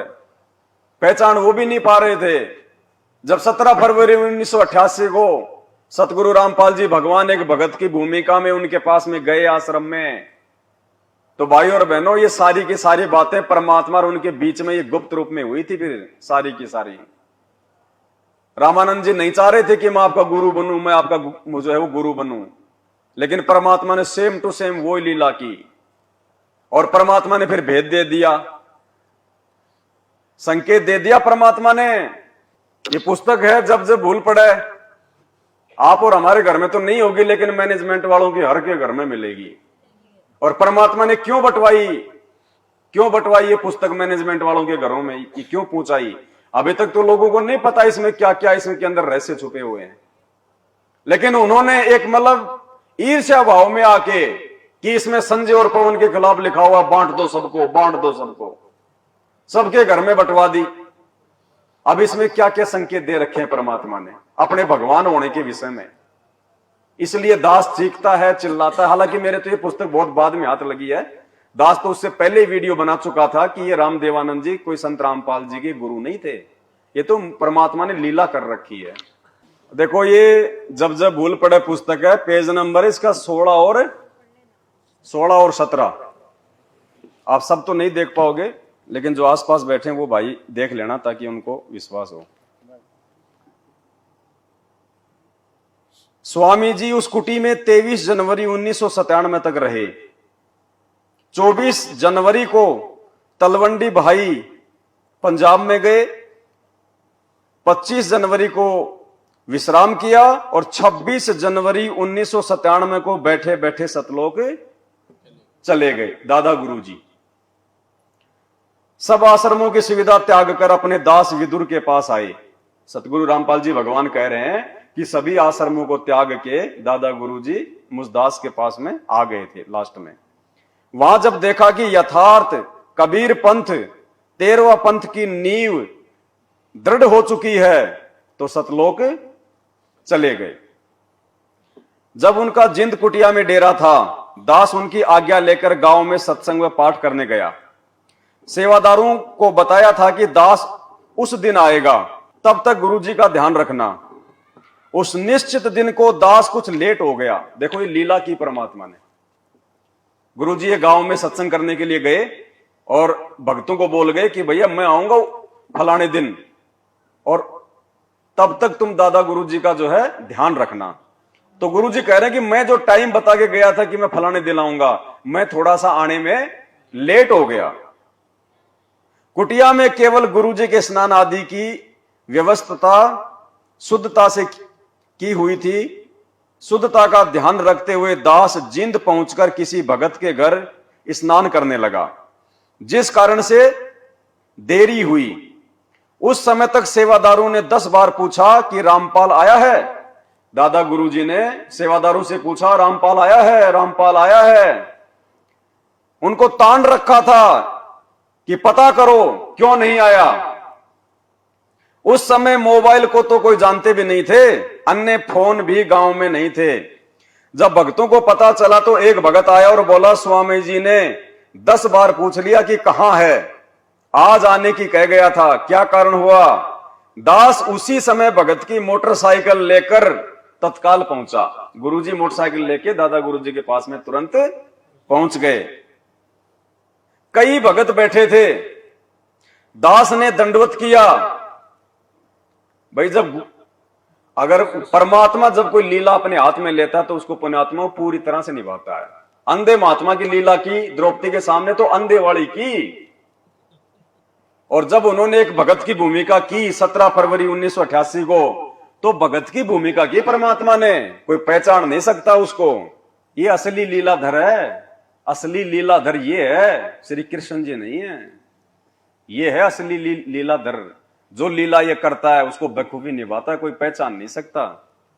अंतर्यामी थे, लेकिन लीला जो भगवान करते हैं, जैसे 120 वर्ष डाहणक रूप में, जुलाय रूप में काशी में रहेगी, कोई आज तक नहीं समझ पाया वो भगवान थे। आज समझ में आ गया कि वो परमात्मा थे और हैं और रहेंगे। तो ये लीला ऐसी गजब की करता, कोई सोच भी नहीं सकता यू भगवान है रहे कैसे। अंधे की लीला करे थे, अंधे वाली करी पूरी। इस काल को भी धोखा देता है, यही वेद में लिखा है। और यही नानक साहब कहते, ए ठगवाड़ा ठगी देश खरा सियाणा बहुता बार, ये धारणक रूप रहा करता। और खुद कहते हैं भगवान सोचल सीधर मैं करूं अपने जन के काज। तो लीला भगवान जब भगत की करेगा तो भगत की पूरी निभाएगा, दंडवत भी करेगा, सारे काम करेगा। दास ने दंडवत किया, चरण चंपी करने लगा, उनके चरणों की चंपी करने लगा, सेवा करने लगे, मालिश करने लगे गुरुजी। दास का सिर पकड़ा और ऊपर को किया। दादा गुरुदेव ने संत रामपाल जी का सिर पकड़ा और ऊपर किया, और सब भगत खड़े थे आसपास में। और क्या कहा, यह लाइन समझने की है। क्या कहा, बोले मैंने भगवान पा लिया। क्या बोले, मैंने भगवान पा लिया। और देखो भगत जी क्या लिखा हुआ है, तेरा पाना दुर्लभ हो गया। संत रामपाल जी को कह रहे हैं उनका सिर पकड़ के, कि मैंने भगवान पा लिया और तेरा पाना दुर्लभ हो गया, मुश्किल हो गया। सतगुरु रामपाल जी भगवान की। दास चुप रहा। अब गुरुजी क्या बोले, समझना तो उन लोगों ने था जो आसपास में खड़े थे कि ये कौन है। गुरुजी चुप रहे, कुछ नहीं बोले, दास चुप रहा। गुरुदेव की अंतरात्मा की आवाज थी, यानी ये झूठ नहीं है। गुरुदेव कह रहे हैं कि ये झूठ नहीं है, ये उनकी अंतरात्मा की आवाज थी, क्योंकि उन्होंने पहचान लिया था, उनका एग्रीमेंट पहले हो चुका था। ये अंतरात्मा की आवाज थी। अगले दिन तनवंडी भाई वाले आश्रम में चले गए, वहां से सतलोक गमन किया। सतगुरु रामपाल जी भगवान की जय हो। तो भाई और बहनों, धरती पे कोई सामान्य व्यक्ति नहीं है, सामान्य पुरुष नहीं है। ये दुनिया तो भगवान को ना पहले पहचान पाई ना आगे पहचान पाएगी। पहचान वही पाएंगे जो अधिकारी हैं। मालिक कहते हैं ना, गोता मारूं स्वर्ग में जा बैठूं पाताल, गरीब दास ढूंढता फिरूं अपने हीरे मोती। तो जो हीरे मोती लाल होंगे वो ही पहचान पाएंगे। दास गरीब कहे नर लोई, सतगुरु चीने बिरला कोई बिरला ही पहचान पाएगा सतगुरु को, भगवान को, परमात्मा को। बाकी देख लो, उन्हीं से नाम दीक्षा लेके आप और हमारे भाई बहनों की क्या दुर्गति कर रखी है उन्होंने। इस भक्ति काल के समय में, वर्तमान समय में जो काल भगवान का दबाव है, जो प्रेशर है, और गुरुदेव शारीरिक रूप से आप और हमारे से दूर हैं, ऐसे समय में मर्यादा में रह के भक्ति करने और करवाने की ज्यादा आवश्यकता थी, ना कि सीमेंट के जो है कट्टे उठवाने की। ये भक्ति का समय है वर्तमान में, ये मर्यादाओं का समय है। और इस समय काल प्रेरणा से लाखों हजारों भक्तों को उन आश्रमों में जो है मिट्टी के कट्टे ढोने के लिए लगा दिया, तगारियों में लगा दिया। वो आश्रम नहीं बचाएंगे हमारे को, वो मजदूरी करने से नहीं बचेंगे हम। भक्ति की मजदूरी करनी पड़ेगी, भक्ति की मजदूरी। वो लोग तो अपने धार्मिक धंधे के लिए सब कुछ कर रहे हैं, हम क्यों मूर्ख बन रहे हैं उनके पीछे। तो जो विचार नहीं कर पा रहे, देख लो आज काल कैसे उनको जो है मजदूर बना के छोड़ दिया उनको भगत से। तो परमात्मा कहते हैं जब ये भगवान को लीला अपने हाथ में लेता है तो बिल्कुल सेम टू सेम वो ही लीला करता है। और इस लीलाधर को पहचानना खुद उसकी रजा के संभव नहीं है, कोई पहचान नहीं सकता। खुद के भगत तो नहीं पहचान पा रहे, खुद के घर वाले तो नहीं पहचान पाए। पहचान पाए क्या? दीपक तले तो हमेशा अंधेरा रहता है। तो ये तो परमात्मा की, सतगुरु की विशेष मेहर है आप और हमारे ऊपर, जो परमात्मा ने जानबूझ के हमारा वॉल्यूम खोला है बुद्धि का। कोई ये सोचे कि हमने समझ लिया गुरु जी को, लाख जन्म में नहीं समझ सकते। अनंत युगों से यहां आप और हम ये गधे कुत्ते सुअर बन रहे हैं। आज इस सतगुरु ने मेहर करी, हमारी बुद्धि का वॉल्यूम खोला परमात्मा ने, क्योंकि हम सब तो यंत्र हैं और वो है यंत्री। भाई चाहे पंखा चाहे कितना महंगा क्यों ना हो, जब तक उसका स्वामी नहीं चलाएगा वो चल जाएगा क्या अपने आप है? पंखे की कोई औकात नहीं, चाहे वो चांदी का क्यों ना हो। तो हम भक्तों की औकात नहीं, हम लोग तो यंत्र हैं, हमारा स्वामी वो है, हमारा रिमोट हमारे गुरुदेव के हाथ में है। काल भगवान ने क्या कहा इस गीता में कि बलवानों का बल और बुद्धिमानों की बुद्धि मेरे हाथ में है। और उस काल का रिमोट भी हमारे सतगुरुदेव जी के हाथ में है। तो ये मालिक की मौज भाई, वो किसका रिमोट ऑन करे किसका ऑन ना करे। मालिक कहते हैं सब सुमरे अपने अनुमाना, तो गति लखी न जाए, कहे कबीर कृपया कर जन पर ज्यों की त्यों। जिस पे सतगुरु मेहर करेगा उसी को एज इट इज ज्यों की त्यों समझ में आ सकती है, वरना नहीं आएगी। तो ये आप और हमारा कोई सौभाग्य है। मालिक कहते हैं ना, कोई जगह पुरबला भाग, तो हमारे कोई पिछले कोई भाग्य उदय हो गए जो परमात्मा ने हमारे को ये सद्बुद्धि बख्शी, जो हम इतना सब कुछ समझ पा रहे हैं। इस भगवान को पहचानना महाभारत है, महाभारत। इसको तो काल नहीं पहचान पा रहा, वो भी धोखे में है। ऐसा जो है वो लीलाधर है। चुपचाप जाके जेल में बैठ गया, देखो चुपचाप, ना कोई संत का कोई भारी कोई लक्षण दिखाई देगा, कोई लक्षण नहीं, आम व्यक्ति के जैसे दिखाई देंगे, कुर्ते पजामे पहन के बिल्कुल आम व्यक्ति। वो काल भी धोखे में कि वो परमात्मा तो नहीं हो सकता, ये परमात्मा नहीं हो सकता, वो भी धोखे में। देखो इसलिए नानक जी ने कहा, ए ठगवाड़ा ठगी देश। तो भाई और बहनों, आप और हमारी क्या औकात है जब काल नहीं पहचान पा रहा, लेकिन परमात्मा ने पहचान करवा दी। अब बताओ, इनसे बड़ा दीनदयाल है कोई और? जब ये हमारे ऊपर इतने मेहरबान हैं, तो हमने भी अब इन पीछे नहीं हटना है।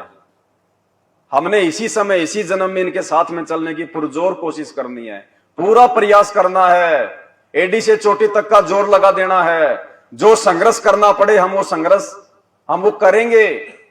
ये मीरा का उदाहरण हमें परमात्मा ने क्यों दिया? गुरुदेव कहते हैं मीरा, जब मीरा संघर्ष कर सकती है तो क्या आज की माता बहनें नहीं कर सकती? मीरा के कोई 4 हाथ पैर थे क्या?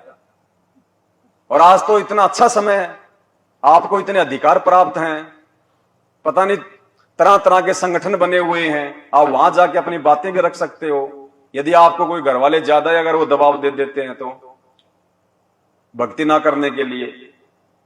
और बाकी तो सबसे बड़ा संगठन हमारा गुरुदेव भगवान है, उनसे यदि हम रो रो के प्रार्थना करेंगे, परमात्मा सारे रास्ते खोल देगा, हमें कहीं जाने की आवश्यकता नहीं है। सतगुरु रामपाल जी भगवान की। गज और गरा लड़े जल भीतर, गज का फंद छुटाया था। गज और गरा लड़े जल भीतर,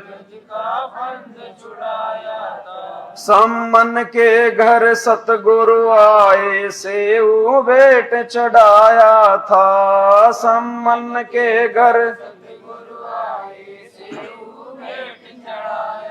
सिर काट धरे अलमारी, जय बोलो बंदी छोड़ किए। सिर काट धरे अलमारी, जय तुम मिल के संगत सारी। जय बोलो बंदी छोड़ किए तुम मिल के संगत सारी। जय बोलो बंदी छोड़ की। अब सम्मन के घर पे परमात्मा गए, और देखो परमात्मा को भोग लगाने के लिए, भाई जब परमात्मा सम्मन के घर पे गए तो वो किस रूप में गए थे? क्या थे वो सम्मन के? गुरुजी थे ना। तो सम्मन ने किसको भोग लगाने के लिए अपने बेटे का सिर काटा? गुरुजी को। भोग की आरती में हम रोज पढ़ते हैं, आज मिलन बधाइयां जी, संगते भोग गुरानो। किसको लगता है भोग? गुरुजी को, क्योंकि गुरुजी परमात्मा है, गुरुजी भगवान है। अरे सम्मन ने तो अपने गुरुदेव को भोग लगाने के लिए अपने इकलौते बेटे की गर्दन तक काट दी। और आज उसी गुरु को जब हम भोग लगाते हैं तो कहते हैं तुम तो गुरु जी के श्राद्ध निकाल रहे हो जीते जी। मतलब वो गुरु जी के जाने के बाद भोग लगाना शुरू करेंगे। ये बहुत बड़ी मेहर है परमात्मा की आप और हमारे ऊपर। ये सतगुरु की विशेष रजा के बिना ये बातें समझ में नहीं आ सकती। जब तक हम अपने वक्त गुरु को, प्रेजेंट गुरु को परमात्मा नहीं मानेंगे, हम लाख जन्म भी पार नहीं हो सकते। और जिस दिन हमने गुरु को भगवान मान लिया तो फिर भोग किसको लगाएंगे? और एक सत्संग में देखो गुरु जी क्या बात कह रहे हैं। एक 4 मिनट के सत्संग में परमात्मा ने सारा निचोड़ दे दिया। अगर पार होना है तो, मोक्ष प्राप्त करना है तो, एक एक लाइन को ध्यान से सुनना। जब आप त्रिकुटी पर पहुंचोगे वहां परमात्मा मिलेंगे इस दास के रूप में। जब हम त्रिकुटी पर पहुंचेंगे तो परमात्मा मिलेंगे इस दास के, कौन से दास के रूप में? सतगुरु रामपाल जी भगवान के रूप में। भाई जब हम त्रिकुटी पे जाएंगे और हमें वहां पे कोई अलग से परमात्मा नहीं मिलेगा, अलग से कोई भगवान नहीं मिलेगा। जो भगवान है, कोई भी है, अगर वो त्रिकुटी पर भी संत रामपाल जी का ही रूप बना के आएगा तो फिर वर्तमान में धरती पे क्या संत रामपाल जी के रूप में वो परमात्मा नहीं हो सकता? भाई जब हम त्रिकुटी पर भी नहीं पहचान पाएंगे और संत रामपाल जी का ही रूप बना के वो भगवान आएगा तो क्या पता वो भगवान वर्तमान में भी संत रामपाल जी के रूप में बैठा हो। भाई वर्तमान में वही संत रामपाल जी का रूप त्रिकुटी पे भी वही संत रामपाल जी का रूप है, और सतलोक भी वही संत रामपाल जी छोड़ के आएंगे, तो भगवान कौन से दिन काम आएगा फिर? सिंहासन पे भी वही रूप है। और सैकड़ों भक्तों ने अपने इंटरव्यू दिए कि सतलोक के सिंहासन पे भी संत रामपाल जी बैठे हुए हैं। तो फिर वो तो भाई भगवान और है कौन? अगर है तो सामने क्यों नहीं आता? ये छुपन छुपाई खेलने का काम तो उस काल भगवान का है, वो नहीं आता सामने। तो परमात्मा ये साबित कर रहे हैं कि धरती पे तुम्हारे गुरु के रूप में खुद कबीर परमात्मा विद्यमान है, प्रकट है, मौजूद है। बहुत ध्यान से सुनना, ये सत्संग 4 मिनट का है। गुरुजी कह रहे हैं जब तुम त्रिकुटी पे जाओगे उससे पहले तुमसे सारी रिहर्सल, सारा अभ्यास यहीं धरती पे करवाया जा रहा है, क्योंकि सबसे बड़ी परीक्षा हमारी कहां होगी? त्रिकुटी पे। यहां नहीं होगी परीक्षा धरती पे। धरती पे तो खाली हमारे को पढ़ाई जा रही है, वो परीक्षा देने के लिए। जैसे बच्चा नौकरी कहां लगता है? स्कूल में या फिर स्कूल से बाहर? स्कूल में तो उसको पढ़ाई जो है पढ़ाई जाती है नौकरी के लिए, स्कूल में नौकरी नहीं मिलती उसको। इसी प्रकार ये शरीर छूटने के बाद में जब वो त्रिकुटी पे हमारी परीक्षा होगी, उसकी पढ़ाई हमारे को इन आश्रमों में गुरुदेव पढ़ा रहे हैं, सत्संग कर करके अभ्यास करवा रहे हैं कि उस फाइनल परीक्षा में तुम फेल ना हो जाओ। और उस फाइनल परीक्षा में फेल ना हो, उसके लिए भगवान हमारे छोटे छोटे एग्जाम साध संगति से ले रहा है। साध संगति से परमात्मा रिहर्सल करवा रहा है। ध्यान से सुनना। गुरु को मानुष नहीं जाने, गुरु गोविंद कर जानियो, रहियो शब्द समाए, मिले जब दंडवतम बंदगी, नहीं पल पल ध्यान लगावे। गुरु गोविंद दोनों खड़े, काके लागू पाए, बलिहारी गुरु अपना जिन गोविंद दियो मिलाए। आप परमात्मा ने यह सिद्ध करना हमारे को एक ट्रेनिंग दे रहे हैं कि जैसा व्यवहार आप इस दास के प्रति कर रहे हो, ऐसा ही भगवान के प्रति माना जाएगा। क्या कह रहे हैं गुरुजी? कि जैसा व्यवहार, जैसा बर्ताव तुम अपने गुरुजी के प्रति कर रहे हो, सेम टू सेम बर्ताव, सेम टू सेम व्यवहार त्रिकुटी पे भगवान के प्रति माना जाएगा। आज यदि हम अपने गुरुजी को भोग लगाएंगे तो वो किसको माना जाएगा? भगवान को। यदि हम अपने गुरुजी का प्रकट दिवस मनाएंगे तो वो किसका माना जाएगा? तो बताओ हम क्या गलत कर रहे हैं? हम तो गुरुजी के सत्संग रूपी वचन पे चल रहे हैं। क्या कह रहे हैं परमात्मा? कि जैसा व्यवहार आप इस दास के प्रति कर रहे हो, ऐसा ही भगवान के प्रति माना जाएगा। और जैसा आप दिन में रिहर्सल कर रहे हो, रात में सौपन भी वैसे ही आएंगे। तो संसार छोड़कर जब जाओगे आपको सौपन सा बनेगा। तो जैसा आपकी आस्था यहां वहां तो सामने स्पष्ट नजर आओगी, तो वहां आपकी परीक्षा होगी। अब जैसे वहां गुरुजी के साथ भगवान खड़ा हो, आपने परमात्मा को देखा नहीं, केवल चित्र देखे हैं उनके। क्या देखे आपने? तो क्या वो चित्र वाला भगवान नहीं है फिर? क्या कह रहे हैं गुरुजी? आपने भगवान देखा नहीं है, परमात्मा देखा नहीं है, आपने खाली उनके, इसका मतलब वो चित्र भगवान का नहीं है, वो काल्पनिक है, वो हाथ से बनाया हुआ है। 650 साल पहले ना कोई रंग था, ना कोई डिजिटल था, ना कोई प्रिंटर था। आज देखो कैसे लाल होट कर रखे हैं और कैसे सिस्टम कर रखा उस फोटो का। ये खाली काल्पनिक हैं, बनावटी हैं। तो गुरुजी कह रहे हैं आपने परमात्मा देखे नहीं है, आपने केवल उनके चित्र देखे हैं। सुनना ध्यान से। अब जैसे वहां गुरुजी के साथ भगवान खड़ा हो, आपने परमात्मा को देखा नहीं, केवल चित्र देखे हैं उनके। तो वहां जाकर आप किसको प्रणाम करोगे? गुरु गोविंद दोनों खड़े किसके लागू पाए, बलिहारी गुरु अपना जिन गोविंद दियो लाए। यानी हमने इतना दृढ़ होना है इस मार्ग पर सफल होने के लिए। वो जो विदास के रूप में होगा वो भगवान ही होगा वहां पर। कौन होगा? सतगुरु रामपाल जी भगवान की। यानी त्रिकुटी पे जो संत रामपाल जी के रूप में होगा वो भगवान ही। और क्या कह रहे हैं गुरु जी की वहां गुरु गोविंद दोनों खड़े। मान लो एक तरफ वहां पे वो भगवान आके खड़ा हो जाए, दाढ़ी मूछ वाला जिसको हम मानते हैं कबीर जी, और एक तरफ हमारे गुरुदेव खड़े हो वहां पे, दोनों खड़े हो त्रिकुटी पे। एक तरफ संत रामपाल जी सफेद कुर्ते पजामे में और एक तरफ धोती कुर्ते में दाढ़ी मूछ वाला।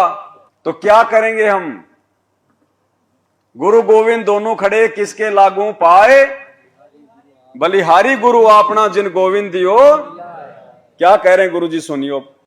गुरु और गोविंद दोनों खड़े, वहां मान लीजिए परमात्मा दोनों रूप बना के खड़ा हो जा, एक दास का रूप और दूसरा अपना ओरिजिनल रूप। तो कहते हैं वहां भी परीक्षा होगी किसके लागू पाए। सबसे पहले कहते बलिहारी गुरु अपना जिन गोविंद दियो मिलाए। अपने गुरु जी के ही चरणों में गिरना, वहां पर परमात्मा की तरफ अगर झांक भी लिया उधर साथ होगी तो वो रिजेक्ट करेंगे आपको। यहां भी ऐसा ही होगा। सतगुरु रामपाल जी भगवान। अब बताओ, कहते हैं वहां अगर परमात्मा भगवान यदि अपनी ओरिजिनल रूप में भी खड़ा हो, अगर तुम मानते हो कि दाढ़ी मूछ वाला भगवान है, तो कहते हैं त्रिकुटी पे एक तरफ तो तुम्हारा गुरु खड़ा हो और एक तरफ ओरिजिनल भगवान भी आके खड़ा हो जाए दाढ़ी मूछ वाला, तो भी कहते हैं तुमने अपने गुरु जी के चरणों में पड़ना, उन्हीं को दंडोत करना। उसकी तरफ अगर देख भी लिया, झांक भी लिया, तो क्या हो जाओगे?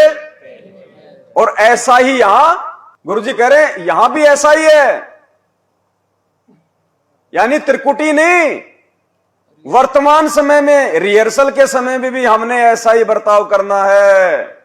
इसलिए परमात्मा ने विशेष मेहर बख्शी साध संगत पे, और वो फोटो ही सबके घरों से परमात्मा ने बाहर, ताकि हमारी आस्था ही ना बने, हम उसकी तरफ कभी ध्यान ही ना दें, क्योंकि वो तो हमें भटकाएगा, वो फोटो तो हमें भटकाएगी अपने गुरु से। तो गुरु जी कह रहे हैं यहां भी ऐसा ही है। थोड़ा फिर से सुनो एक बार, त्रिकुटी पे नहीं, यहां भी हमने ऐसा ही व्यवहार करना है, ऐसा ही बर्ताव करना है, अपने गुरु को ही महत्व देना है। अरे जब हमने उस फोटो की तरफ देखना ही नहीं है तो फिर दरबार में रख के क्या करेंगे हम उसका? देखना ही नहीं है तो फिर हम अपने घर में रख के क्या करें उसका? आदेश हो गया ना गुरु जी का, झांकना ही नहीं है तुमने उसकी तरफ, देखना ही नहीं है भाई, देखना ही नहीं है, झांकना ही नहीं है तो निकालो इसको घर से बाहर, सह सम्मान बाहर करो। गुरु और गोविंद दोनों खड़े, वहां मान लीजिए परमात्मा दोनों रूप बना के खड़ा हो जा, एक दास का रूप और दूसरा अपना ओरिजिनल रूप। तो कहते हैं वहां भी परीक्षा होगी किसके लागू पाए। सबसे पहले कहते बलिहारी गुरु अपना जिन गोविंद दियो मिलाए। अपने गुरु जी के ही चरणों में गिरना, वहां पर परमात्मा की तरफ अगर झांक भी लिया उधर साथ होगी तो वो रिजेक्ट करेंगे आपको। यहां भी ऐसा ही होगा। तो यहां परमात्मा साध संगतियों में ही ऐसा करवा रहे हैं और कहीं देखने को नहीं मिलेगा। इसलिए गुरुदेव की विशेष मेहर है आप और हमारे ऊपर। इसलिए हम इतनी संख्या में भाई बहन आके इकट्ठे हो रहे हैं। बार बार इस काल के द्वारा हमारे को इतना तोड़ने का प्रयास करने के बाद भी जितना ये तोड़ता है उतने परमात्मा के बच्चे ज्यादा जुड़ते हैं। हर बार ऐसा पहले कम से कम 4 बार हो चुका, 4 बार 7-8 वर्षों में। काल सोचता कि बस अब की बार तो मैंने पूरी तरह से साध संगतियां नष्ट कर दी।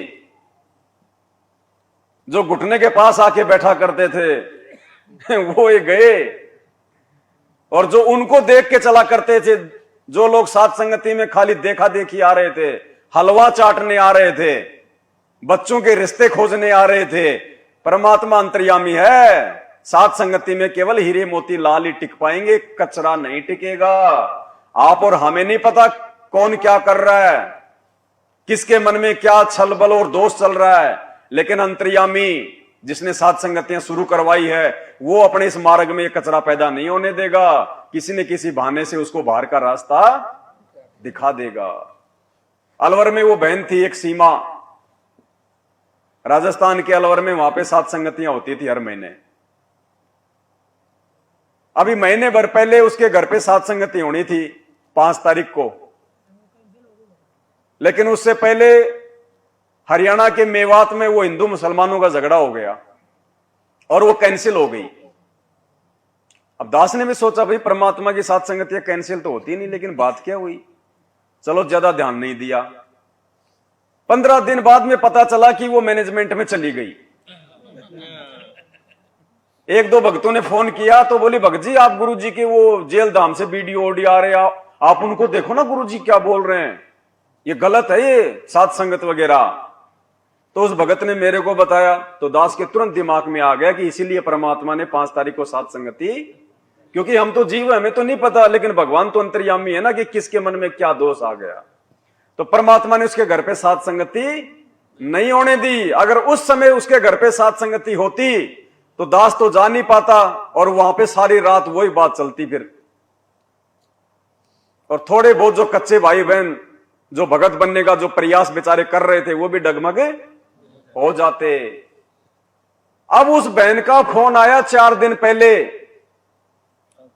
गुजरात के नरेश दास जी के पास में, दास ने ऑडियो भेजी थी ना ग्रुपों में, वो रो रो के कह रही है कि भगत जी गुरुजी रात को सपने में आए और काफी बातें हुई और मैं गुरुजी से बार बार ये पूछ रही हूं कि क्यों। वो बोली भाई मेरा ध्यान बोला साध संगतियों में है, भले मैं नाम शुद्ध करवा के आ गई लेकिन मेरा मन साध संगतियों में ही है। तो मैंने गुरुजी से स्वप्न में पूछा और बोले स्वप्न भी नहीं था, सुबह का समय था, मेरी आधी आंखें मेरी खुली हुई थी और मैं बार बार मैं गुरुजी से जो है पूछ रही थी कि गुरुजी ये साध संगतियां सही है क्या, ये पवनदास सही है क्या। तो गुरुजी ने कहा कि बेटी उसकी गारंटी मैं ले रहा हूं, पवनदास की गारंटी मैं ले रहा हूं। पाल जी भगवान की शायद ऑडियो होनी चाहिए, है ना, सुनी होगी ना आप सभी ने। बोला बेटी साध संगतियों की गारंटी मैं ले रहा हूं तो उसकी चिंता मत कर। देखो परमात्मा जो थोड़े बहुत जो कमजोर होते हैं उनको भी आके परमात्मा हिम्मत देते हैं कि ये मनमुखी रूप से नहीं चल रहा ये काम। तो परमात्मा हमारा विश्वास जो है वो दृढ़ करते हैं ताकि हम भीड़ को उधर जाता हुआ देख के कहीं कमजोर ना पड़ जाएं कि सारे जा रहे हैं, सभी जा रहे हैं। तो ये देखा देखी का मार्ग नहीं है, भेड़ चाल का मार्ग नहीं है। परमात्मा कहते हैं कामी क्रोधी लालची इनसे भक्ति ना होए, भक्ति करे कोई सूरमा जात वर्ण कुल, ये तो कोई बिरले कर पाएंगे। गुरुपद सेवा बिरला कोई जापे कृपा, और ये संसार विघन की घाटी कोई निकलेगा बिरला, ये सबका बस की बात नहीं है। ये तो सतगुरु के विशेष प्रताप से, उनकी मेहर से हम लोग साध संगतियों में रह सकते हैं। तो क्या बता रहे हैं परमात्मा, दृढ़ कर रहे हैं हमारे को ताकि हम त्रिकुटी वाली परीक्षा में फेल ना हो जाएं। ये सारी की सारी रिहर्सल 28 साल से गुरुजी ज्ञान समझा गए, दिन रात एक कर गए, और 2014 के बाद से भगवान ने साध संगतियां इसीलिए रखवाई हैं त्रिकुटी वाली परीक्षा में हम फेल ना हो जाएं। दास बार बार कहता है कि सतलोक जाने के लिए अगर कोई भगत बन सकता है तो साध संगति से ही बनेगा, दूसरा कोई रास्ता धरती पे नहीं है, क्योंकि सतगुरु की पहचान केवल साध संगति से होगी। एक नेक भगत आप साध संगति से जुड़ के बन सकते हैं, अन्यथा नहीं बन सकते। काल आपको जगत में भी फंसा के रखेगा और जब भक्तों में बैठोगे तो आप जी जो है भक्तों जैसे दिखाई दोगे। यानी हमने इतना दृढ़ होना है इस मार्ग पर सफल होने के लिए।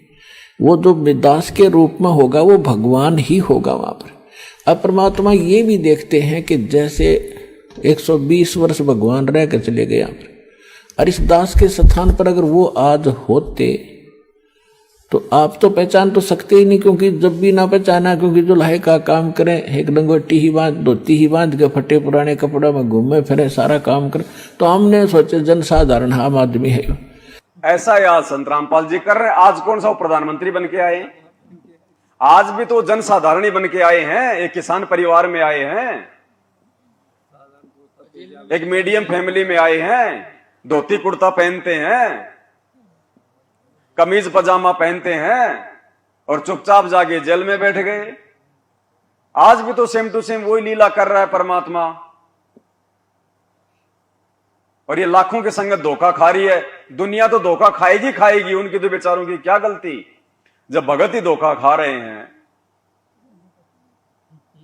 भगवान किसी और को मान रहे हैं, अपना गुरु किसी और को मान रहे हैं। तो गुरु जी कह रहे हैं आज यदि वो परमात्मा इस दास के रूप में आ गए होते तो बताओ फिर हम उनके साथ में क्या व्यवहार करते। हम तो सारे के सारे, हम तो फैल। मान लो वो कबीर जी संत रामपाल जी के अंदर घुस गए, अब जो संत रामपाल जी के साथ हम व्यवहार करेंगे वो किसके प्रति माना जाएगा। तो बताओ फिर ये सही रिहर्सल आज परमात्मा कहां से शुरू करवा रहा है। और उधर क्योंकि भगवान मान लो अगर संत रामपाल जी के शरीर में आ गए, वो घुस गए, तो ये तो है नहीं कि वो भाई साथ संगति में अलग रूप बना के रहेंगे, कोई सत्सेवकों के साथ में अलग रहेंगे, मैनेजमेंट के साथ अलग रहेंगे। वो तो एक ही गुरु हम सबका, और उसके अंदर वो भगवान घुसा हुआ है। तो जैसा व्यवहार चाहे मैनेजमेंट वाले उनके साथ करो चाहे हम करो, वो तो भगवान के साथ माना जाएगा। तो अगर हम यदि दूसरे पाड़े में होते तो हम तो फेल हो गए होते कब के। तो परमात्मा देखो हमसे क्या रिहर्सल करवा रहा है। अब परमात्मा ये भी देखते हैं कि जैसे 120 वर्ष भगवान रह कर चले गए यहाँ पर, और इस दास के स्थान पर अगर वो आज होते तो आप तो पहचान तो सकते ही नहीं, क्योंकि जब भी ना पहचाना, क्योंकि जो लाहे का काम करें, एक लंगोटी ही बांध, धोती ही बांध के फटे पुराने कपड़ा में घूमे फिरे, सारा काम करें, तो हमने सोचे जनसाधारण आम आदमी है। तो इसलिए परमात्मा वो एक विधान बताएंगे और इसलिए दास को भेजा कि भगवान को पहचानवा दे, आपको पहचान करा दे, और कैसे मिलेगा ये नियम बताओ। तो जैसे उस समय भगवान होते इस दास के स्थान पर, आप जैसा व्यवहार करते तो भगवान ये सब आपकी अकाउंट जमा होता रहता आपका कि इसका कैसा व्यवहार है, कैसा विचार है। तो अब दास ये देख रहा है, दास के प्रति जैसा आपकी भावना, जैसे आपके विचार, आपकी श्रद्धा है, तो आपकी वहां बुक में लिखे जा रहे। परमात्मा वाले स्थान के पास आपकी एक अलग से बेड है, आपकी बही है, आपका अकाउंट खुला हुआ है, एक फैक्स वहां जाता है। जो भी क्रिया हम अपने गुरुदेव को भगवान मान के कर रहे हैं, तो ये ना सोचना कोई देख नहीं रहा, कुछ हो नहीं रहा। गुरुजी क्या करे, सूक्ष्म रूप में एक फैक्स रोजाना कि आज इसने ये क्रिया करी, आज इसने गुरुजी को भोग लगाया, आज इसने गुरुजी की चरणों की सेवा करी, आज इसने ये किया, आज इसने वो किया। हमारा एक एक अकाउंट, सण सण का अकाउंट भक्ति मार्ग का परमात्मा के दरबार में रोज उसका फैक्स होता है, रोज। और उसी आधार से परमात्मा फिर धर्मराज के बंधन से हमें छुड़वाएगा। तो ये ना सोचना कि हम लोग खाली फोकट में आ रहे हैं, भोग लगा रहे हैं, ये भंडारे हो रहे हैं, अपने परमात्मा की महिमा कर रहे हैं। ये लिखा जा रहा है, हमारा भक्ति धन सूक्ष्म रूप में जमा हो रहा है। अब इस मोबाइल से मैं 5,000 रुपये अगर किसी में जो है दूसरे देश में फोन पे करूं, मैं गूगल पे करूं, तो दिखाई किसी को नहीं देंगे, लेकिन वो गए उसके खाते में 5,000 रुपये। ठीक इसी प्रकार जो भी क्रिया हम यहां करते हैं उसका एक फैक्स प्रतिदिन सूक्ष्म रूप में और परमात्मा के दरबार में धर्मराज के भाई खाते में जमा हो रहा है। तो अब दास ये देख रहा है, दास के प्रति जैसा आपकी भावना, जैसे आपके विचार, आपकी श्रद्धा है, तो आपकी वहां बुक में लिखे जा रहे। परमात्मा वाले स्थान के पास आपकी एक अलग से बेड है, आपकी बही है, आपका अकाउंट खुला हुआ है, एक फैक्स वहां जाता है। तो उस समय फिर आपका जैसा स्वभाव आप वहां प्रयोग करोगे त्रिकुटी पे, जैसा आप यहां कर रहे हो एडिट होगा। फिर वहां से अगर गलती कर दी तो आपको फिर भी वापस पटक दिया जाएगा, वहां से भी आपको फेल होकर वापस निराशा हाथ लगेगी। यहाँ अलग बात है कि किया हुआ कर्म यहाँ ऊपर के ब्रह्मांडों में आप देवता बने रहोगे हजारों लाखों युगों तक, और फिर वहां आपकी पूरी पूंजी भक्ति नाश करा कर ये वापस पटक देगा धरती पे। तो इससे बचने के लिए जो पहले हम मार खा गए, हमने धोखे खाए, उससे बचने के लिए अब ये फाउल पॉइंट बताए जाते हैं। इसमें दृढ़ रहना बच्चों, बार बार यही आपको बताया जाता है। सतगुरु रामपाल जी भगवान की। तो भाई ये फाइनल टाइम, अब की बार कलयुग की बिचली पीढ़ी का ये मौका फिर दोबारा नहीं मिलेगा। ये त्रिकुटी वाली परीक्षा में फेल होने से बचाने के लिए परमात्मा इतने पापड़ बेल रहा है। ये रातों को हम आ रहे हैं, कोई पता नहीं बेचारा कहां से कोई किराए का इंतजाम करके आता है, कोई क्या बोल के आता अपने घर पे, कोई क्या करता है, कोई कैसे जो है अपने काम धंधे से बेचारा छुट्टी लेके आ रहा है। तो हमने इस समय का भरपूर फायदा उठाना है। आत्मा को हमने मजबूत करना है, दृढ़ करना है। शरीर को मजबूत नहीं करना खाली हलवा खा खा के, शरीर तो ये रह जाएगा, ये तो राख में हो जाएगा, ये तो पाव भर इसकी राख बन जाएगी। हमने आत्मा दृढ़ करनी है। लेकिन अब ये भी बोलते हैं ना, देखो सभी भगत मैनेजमेंट वाले भी, कि अबे गुरुजी ने तो औलाद पैदा करी, 2-2 लड़के उनको, 2-2 लड़कियां है, तो वो भगवान कैसे हुए? अब वो सत्संग नहीं सुनते ना, चक्कर सारा ये पड़ रहा है। देखो परमात्मा अपने आप को समझाने के लिए बहुत सारी जो है वो लीलाएं करते हैं। एक सत्संग में बोला भी दास के 2 लड़के लड़कियां थे। नहीं, परमात्मा ने गरीबदास जी का उदाहरण देके समझाया है ये। बिल्कुल भगत जी सही कह रहे हैं। हाँ। जो भगत गरीबदास जी महाराज जी के जीवन को समझ जाएगा, वो समझो संत रामपाल जी को समझ गया। वो कभी जिंदगी में धोखा खाएगा ही नहीं। मतलब वो परमात्मा ने वहां जाके समझाया कि क्यों ये अभी मैनेजमेंट वाले हमारे भाई बहन और गुरुदेव का जो कलयुगी जो परिवार है, वो उन्हें इसलिए परमात्मा नहीं मान पा रहा क्योंकि उनकी अंतरात्मा इस बात को स्वीकार नहीं कर रही कि गुरुजी कबीर जी कैसे हो सकते हैं। कबीर जी ना शादी करता, ना बच्चे पैदा करता, ना शारीरिक संबंध बनाता, जबकि हम तो संत रामपाल जी के बेटा बेटी, हम तो प्रत्यक्ष हैं, सामने खड़े हैं। तो उनके गले ये बात उतर नहीं रही। यही तो फर्क है। इसी बात को समझाने के लिए परमात्मा ने 250 साल पहले गरीबदास जी की भूमिका करी। वो भी जाट परिवार में, किसान परिवार में, धोती कुर्ता पहनने वाला। उन्होंने भी शादी करी, 6 उन्होंने बच्चे पैदा किए, तत्व ज्ञान समझाया, एक ग्रंथ साहिब लिख गए। और जब उन्होंने अपना शरीर छोड़ा तो उनकी चिता से अस्थियां नहीं मिली, और उसी शरीर में 35 वर्ष तक वो सहारनपुर में रह के लीला कर गए, ग्रंथ साहिब लिखवा गए भूमड़ भगत से। भैया मृत्यु हुई नहीं। परमात्मा की तो मृत्यु होती ही नहीं, मृत्यु शब्द तो आप और हमारे लिए है। और जो भगत वास्तव में अपने सतगुरु के प्रत्येक नियम पे चलेगा, मृत्यु उसकी भी नहीं होगी। परमात्मा ने कह रखा है, ऐसा शरीर भेजूंगा। सतगुरु रामपाल जी भगवान की। जिला हमीरपुर उत्तर प्रदेश से हैं। अच्छा। और भैंसों को चराने के लिए गए थे तो मुझको वो गराजे दिखी बाम्बी में। अब ये मन तो चंचल है तो मैंने सोचा कि शाम का टाइम था, उखाड़ लेता हूँ। तो मैं बाम्बी में चढ़ गया और बिचखापर ने काट लिया। किसने? बिचखापर ने। विष खापर कोई सांप आता होगा, इतना बिचखापर होता है। वो छोटा सा सांप आता ना, वो जहरीला। जहरीला वो सांप तो कम जहरीला होता, वो ज्यादा जहरीला होता। वो गोयरा गोयरा गोयरा गोयरा गोयरा गोयरा गोयरा। तो 4 पैर वाला। मैं गांव में बताता हूँ कि मतलब हमारे गुरुजी परमात्मा, तो वो तो नहीं मानते हैं। तो मेरे विचार में ये आया कि अगर कुछ होता है तो ये बेइज्जती करेंगे गांव वाले कि अपने गुरुजी को भगवान बताते हैं ये। तो परमात्मा ने ऐसी मेहर करी कि मतलब वो गुनासा मार गया। गुनासा 1 महीने हो गया। मैं सोच रहा था कि भोपाल साध संगति में जाऊंगा तो भक्तों को बताऊंगा तो दृढ़ता आएगी। तो वो 1 महीना हो गया है, लेकिन उसका थोड़ा सा अंश अभी भी है। मतलब लीला पड़ा है, लीला पड़ गया, अभी भी है। कहाँ पे? इधर है। दिखाओ ना।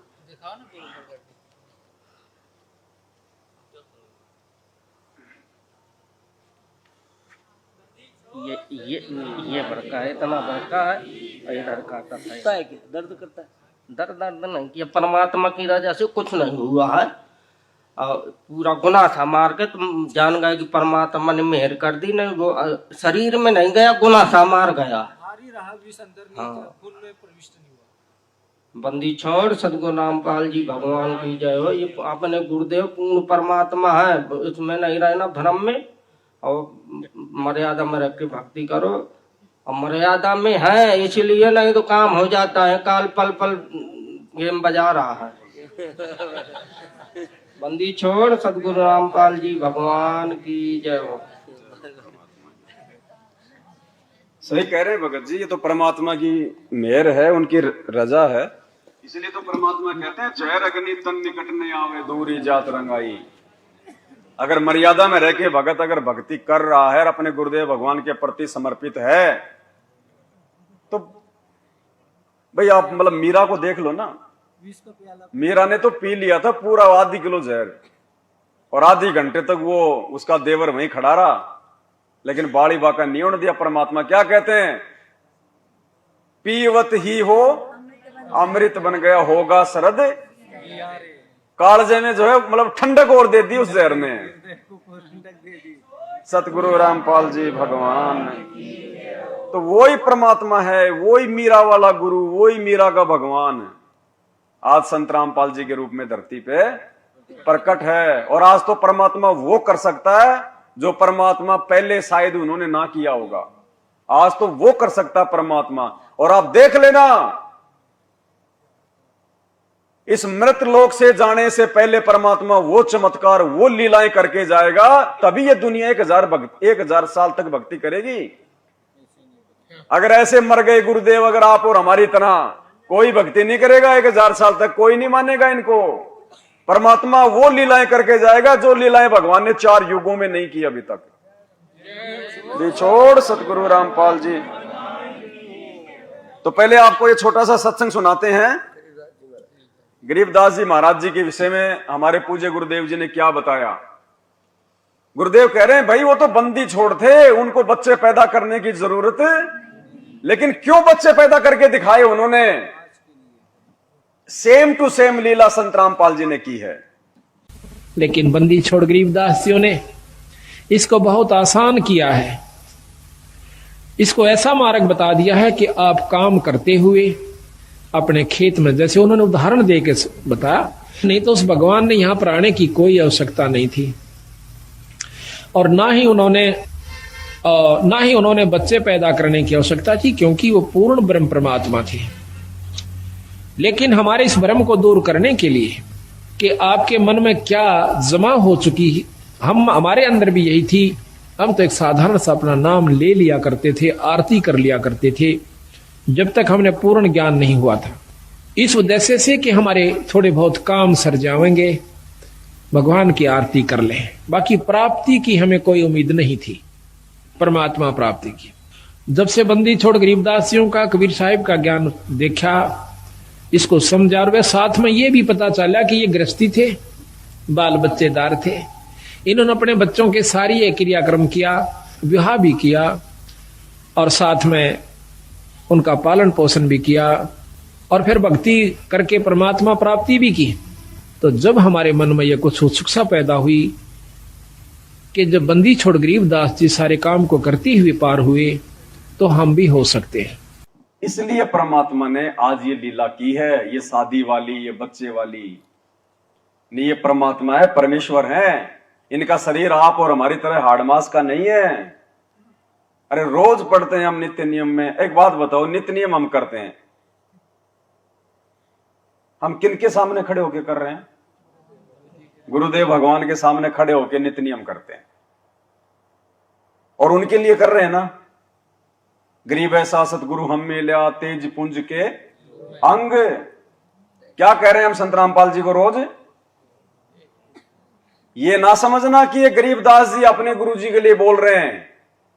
अगर कोई ये समझता है कि ये गरीबदास जी की वाणियां हैं और गरीबदास जी तो अपने गुरु जी के लिए कह रहे हैं जो उनको मिले थे वहां पे वो छुडानी में आके, तो नालायकों फिर हम क्या कर रहे हैं? फिर हम तो फिर गरीबदास जी के गुरु की महिमा गा रहे हैं या फिर अपने गुरु की गा रहे हैं? अरे फिर हम नित्य नियम क्यों कर रहे हैं? हम तो गरीबदास जी के गुरु की महिमा कर रहे हैं। हमारा गुरु कौन है? गरीबदास जी कोई भगत वगत नहीं थे, वो तो लीला कर रहे थे, खुद परमात्मा थे, बंदी छोड़ थे वो। और ये वाणियां परमात्मा ने कोई अपने लिए नहीं लिखी, ये वाणियां आप और हमारे लिए लिखवाई है परमात्मा ने, आज के समय के लिए। तो हम अपने गुरुदेव से प्रार्थना कर रहे हैं, हम अपने गुरुदेव की महिमा कर रहे हैं। नित्य नियम में सतगुरु की महिमा है। गरीब ऐसा सतगुरु हम मिल्या, तेज पुंज के अंग और जिलमिल नूर जहूर है। तो हम तो अपने गुरु की महिमा कर रहे हैं, अपने गुरु जी को कह रहे हैं हम, संत रामपाल जी भगवान को, ये परमेश्वर आपके तो तेज पुंज के अंग हैं, आप और हमारी तरह हाड़ मांस के नहीं है। गरीब ऐसा सतगुरु हम मिल्या, तेज पुंज की लोय, लोय मानी शरीर, पूरा शरीर परमात्मा आपका तेज पुंज का है, नूरी है। शुक्रम अकायम ऐसनावीरम। तो संत रामपाल जी ने बच्चे पैदा करने की जरूरत नहीं थी, शादी करने की जरूरत नहीं थी। ये तो परमात्मा ने ये लीला, इसके बहुत सारे रीजन होते हैं। सबसे पहले तो भगवान ने काल को जो है धोखे में रखना, ताकि काल ये सोचे कि भगवान तो शादी वादी नहीं करता, वो सतलोक का राजा वहां के सुख छोड़ के इस गंदे लोक में वो घर बसाने थोड़ी आएगा। अगर शादी करनी होती, बच्चे पैदा करने होते, तो परमात्मा सतलोक में कर लेता। वहां तो एक से बढ़ के एक सुंदरियां हैं, हंस है वहां पे। तो इस गंदे लोक में आके परमात्मा 2 कोटि के जीवों से शादी करेगा, बच्चे पैदा करके यहां पे परमात्मा मतलब घर बसाएगा। जो हमारा घर उजड़वाने के लिए आया है वो अपना घर बसाएगा। हम घर फूके अपना, लुका लेने हाथ, उनका भी घर फूक दे दो चले हमारे, तो खुद यहां पे वो घर बसाने आएगा। ये लीला करता परमात्मा, काल को धोखा देने के लिए, अपने आप को छुपाते हुए। और दूसरा, इन नकली और ज्ञानहीन धर्मगुरुओं ने जो धारणा फैला रखी है कि भैया खाली ब्रह्मचारी भगवान प्राप्त कर सकता, गृहस्थी तो परमात्मा प्राप्त, गृहस्थी तो खाली उनके धोख मारो और उनको जो है दान धर्म देके उनका पेट भरते रहो, बाकी तो ब्रह्मचारी पार होगा। तो परमात्मा ने ये झूठी धारणा को भी जो है तोड़ना था। ये परमात्मा की भक्ति चाहे गृहस्थी करो चाहे ब्रह्मचारी करो, उस सही नाम की और मर्यादाओं की जरूरत है। तो बहुत सारी धारणाएं हैं जिनको परमात्मा, जिनका खंडन करने के लिए इस प्रकार की लीलाएं करते हैं। और नहीं फिर अगर शादी वादी नहीं होती, ऐसे होते, तो हमें कोई भी हमारे को भ्रमित कर देता, अरे तुम क्यों उस मोटे के पीछे लग रहे हो, ना उसका घर ना कोई परिवार हो, तो फालतू फोकट में है, तुम्हारे तो बाल बच्चे, अपना कमाओ दमाओ, क्यों जा रहे हो तुम उसके पीछे। उसको तो खाने कमाने में जोर आता था इसलिए शादी नहीं करी। बहुत सारी बातें लोग बनाते। तो परमात्मा बहुत सारी जो है इन झूठी धारणाओं का भी यहां पे आके इस प्रकार की लीला करके ये खंडन करता है। अब परमात्मा ने एक लीला करी, भाई ये तो सबका आराध्य देव है, देवों का देव है ये तो। क्या कह रहे हैं गुरुदेव, 33 कोटि अधारा ध्यान है 88, 33 करोड़ देवी देवता, 88,000 ऋषि, 12 करोड़ ब्राह्मण, ये भी इसी कबीर परमात्मा की महिमा करते हैं, इसी का गुणगान। भले चाहे उनका ध्यान नहीं है कि ये भगवान है, लेकिन जब आत्मा दुखी होती है तो किसको पुकारती है, परमात्मा को। वो ये नहीं देखती फिर मैं कौन सा बाबा पूज रहा हूं, मैं कौन सा देव पूज रहा हूं। जब विशेष संकट आत्मा पे आता है तो आत्मा से वो परमात्मा को ही पुकारता है। तो सबकी पूजा का आधार ये कबीर परमात्मा सतगुरु रामपाल जी भगवान है। और गुरुदेव ने लीला ये क्यों करी, सबका आराध्य होने के बावजूद 25 साल तक इन्होंने हनुमान जी की पूजा करी। बताया ना गुरुदेव ने सत्संगों में, क्यों भाई, परमात्मा तो किसी की पूजा करता ही नहीं। लोग ये भी कह देंगे कि भगवान तो कभी किसी की पूजा करता ही नहीं, भगवान तो इनकी पूजा छुड़वाने आता है। और तुम्हारे गुरुजी ने तो 25 साल तक हनुमान जी की पूजा करी, बाबा श्याम जी की पूजा करी, दिन में 7-7 बार हनुमान चालीसा करते थे, और खुद तुम्हारे गुरुजी कह रहे हैं, बात सही है। अब ये लीला परमात्मा क्यों करता है। बहुत सारे ऐसे लोग जो बचपन से ही जो भक्ति में लग जाते हैं, किसी को 40 साल हो गए, किसी को 50 साल हो गई। जैसे रामानंद जी थे 650 साल पहले, जब परमात्मा उनको मिले, परमात्मा की उम्र तो जो है मतलब 5 वर्ष की और उनकी 104 वर्ष की हो गई। और आके भगवान ने उनको ज्ञान दिया, उनको सब कुछ दिखाया ऊपर उनकी आत्मा को ले जाके। तो रामानंद जी ने क्या कहा था कि भगवान अब मैं कहां से मोक्ष प्राप्त कर पाऊंगा, मैंने तो मेरी पूरी जिंदगी जो है विष्णु भगवान की साधना में, इन्हीं की उपासना में मैंने तो व्यतीत कर दी, और अब तो मेरा शरीर छूटने का समय हो गया, अब कैसे मुझे मोक्ष प्राप्त हो सकता है। तो परमात्मा ने उनको क्या समझाया था कि जैसे कोई रस्सी होती है, वो कुएं में जा रही है बाल्टी के साथ, और जाते जाते यदि उसका वो सिरा पीछे का हाथ लग गया तो समझो कुछ नहीं गया। तो वर्तमान में परमात्मा ने ये 25 साल तक परमात्मा होने के बावजूद भी हनुमान जी की पूजा करने की लीला इसलिए करी कि जो आत्माएं वर्षों से इन पूजा पाठों में जो लगी हुई है, किसी की 60 साल की उम्र हो गई, किसी की 80 साल की उम्र हो गई, कोई मंदिर में जो है कोई जो है पुजारी बन के बैठा हुआ है, कोई बेचारा शास्त्री बन के बैठा हुआ है, और जब उनको इस ज्ञान का पता चलेगा तो वो सवाल करेंगे वो गुरुजी से कि गुरुजी हम क्या करें, हमने तो पूरा जिंदगी अनुपासना में बिता दिया, अब तो हमारा जो है मतलब कि मरने का समय हो गया। तो गुरुजी उनको समझाते थे आश्रम में बैठा के कि देख भाई, मैंने भी तो 25 साल तक हनुमान जी की पूजा करी थी, और जिस दिन मुझे पता चला इस ज्ञान का उसी दिन मैंने छोड़ दी और इस सत्य ज्ञान को मैंने अपना लिया, और थोड़े समय में परमात्मा ने मुझे भक्ति से जो है वो परिपूर्ण कर दिया। तो उन आत्माओं का वो दिल डटेगा कि भाई जब गुरुजी ने 25 साल तक करी, जब तो भाई फिर और फिर जो है गुरुजी कह रहे हैं तो जो है कोई दिक्कत नहीं, तो तुरंत उसका ध्यान हट जाएगा फिर कि मैंने क्या किया और मैंने क्या नहीं किया। आज से पहले वो चिंता नहीं रहेगी फिर उसको। तो परमात्मा अपने बच्चों को चिंता मुक्त करने के लिए भी जो है इस प्रकार की लीलाएं करते हैं। अल जी भगवान की। और कोई ये कहता कि भगवान ने नहीं करी पूजा, आज से पहले नहीं करी, तो ये भी नहीं है। जब 650 साल पहले वो कबीर परमात्मा गोरखनाथ से ज्ञान गोष्ठी करने गया था, तो कौन सी मतलब संप्रदाय का होके गया था? वैष्णव संप्रदाय का। गले में कंठी माला भी थी, टोपी भी थी, तिलक भी लगा रखा था, सफेद कपड़े भी थे, कांख में वो थैला भी था। तो परमात्मा वैष्णव संप्रदाय के बन के गए थे। तो ऐसा नहीं है कि ये लीलाएं करता है ये परमात्मा, इनको किसी की पूजा करने की आवश्यकता नहीं है। ये तो पूरी दुनिया का जो है ये पूज्य देव है। सतगुरु जी की दया हुई जब भगत तेरा हर्षाया था। सतगुरु जी की दया हुई जब भगत तेरा हर्षाया था। काशी जी में आश्रम तुम्हारा इस दिन ने पाया था। काशी जी में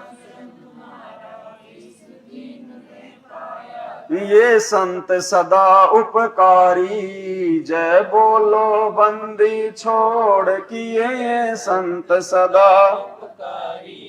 जय बोलो बंदी छोड़ किए तुम मिल के संगत सारी। जय बोलो बंदी छोड़ की तुम मिल के संगत सारी। जय बोलो बंदी छोड़ छोड़ की। जय बोलो बंदी छोड़ की। जय बोलो बंदी छोड़ की। जय बोलो बंदी छोड़ की तुम मिल के संगत सारी। जय बोलो बंदी छोड़ की संगत सारी। जय बोलो बंदी छोड़ की। सतगुरु जी की दया हुई जब भगत तेरा हर्षाया था। अब कितना बड़ा रहस्य है इस वाणी में। हर शब्द के लास्ट में परमात्मा गहरा संकेत छोड़ते हैं। सतगुरु जी की दया हुई जब भगत तेरा हर्षाया था। देखो इस शब्द को सतगुरु रामपाल जी भगवान ने बहुत बार समझाया, लेकिन लास्ट की वाणी इन्होंने कभी नहीं समझाई। लास्ट की वाणी इन्होंने साथ संगति के लिए छोड़ी, क्योंकि लास्ट की वाणी में सतगुरु रामपाल जी भगवान की जो है रहस्य है, संकेत है। सतगुरु जी की दया हुई जब भगत तेरा हर्षाया था। और काशी जी में आश्रम तुम्हारा इस दिन ने, इस दिन ने का मतलब संत रामपाल जी ने, यानी संत रामपाल जी कह रहे हैं कि काशी में जो आपका आश्रम था वो इस रामपाल दास को मिला था, रामपाल दास को प्राप्त। अब बताओ काशी में संत रामपाल जी का कौन सा आश्रम है भाई? बता दो, है कोई आश्रम काशी में संत रामपाल जी का? फिर क्यों कह रहे हैं कि काशी जी में आश्रम तुम्हारा इस दीन ने पाया था? घड़ी में से निकालना। तो ये क्या रहस्य है? ये परमात्मा संकेत कर रहे हैं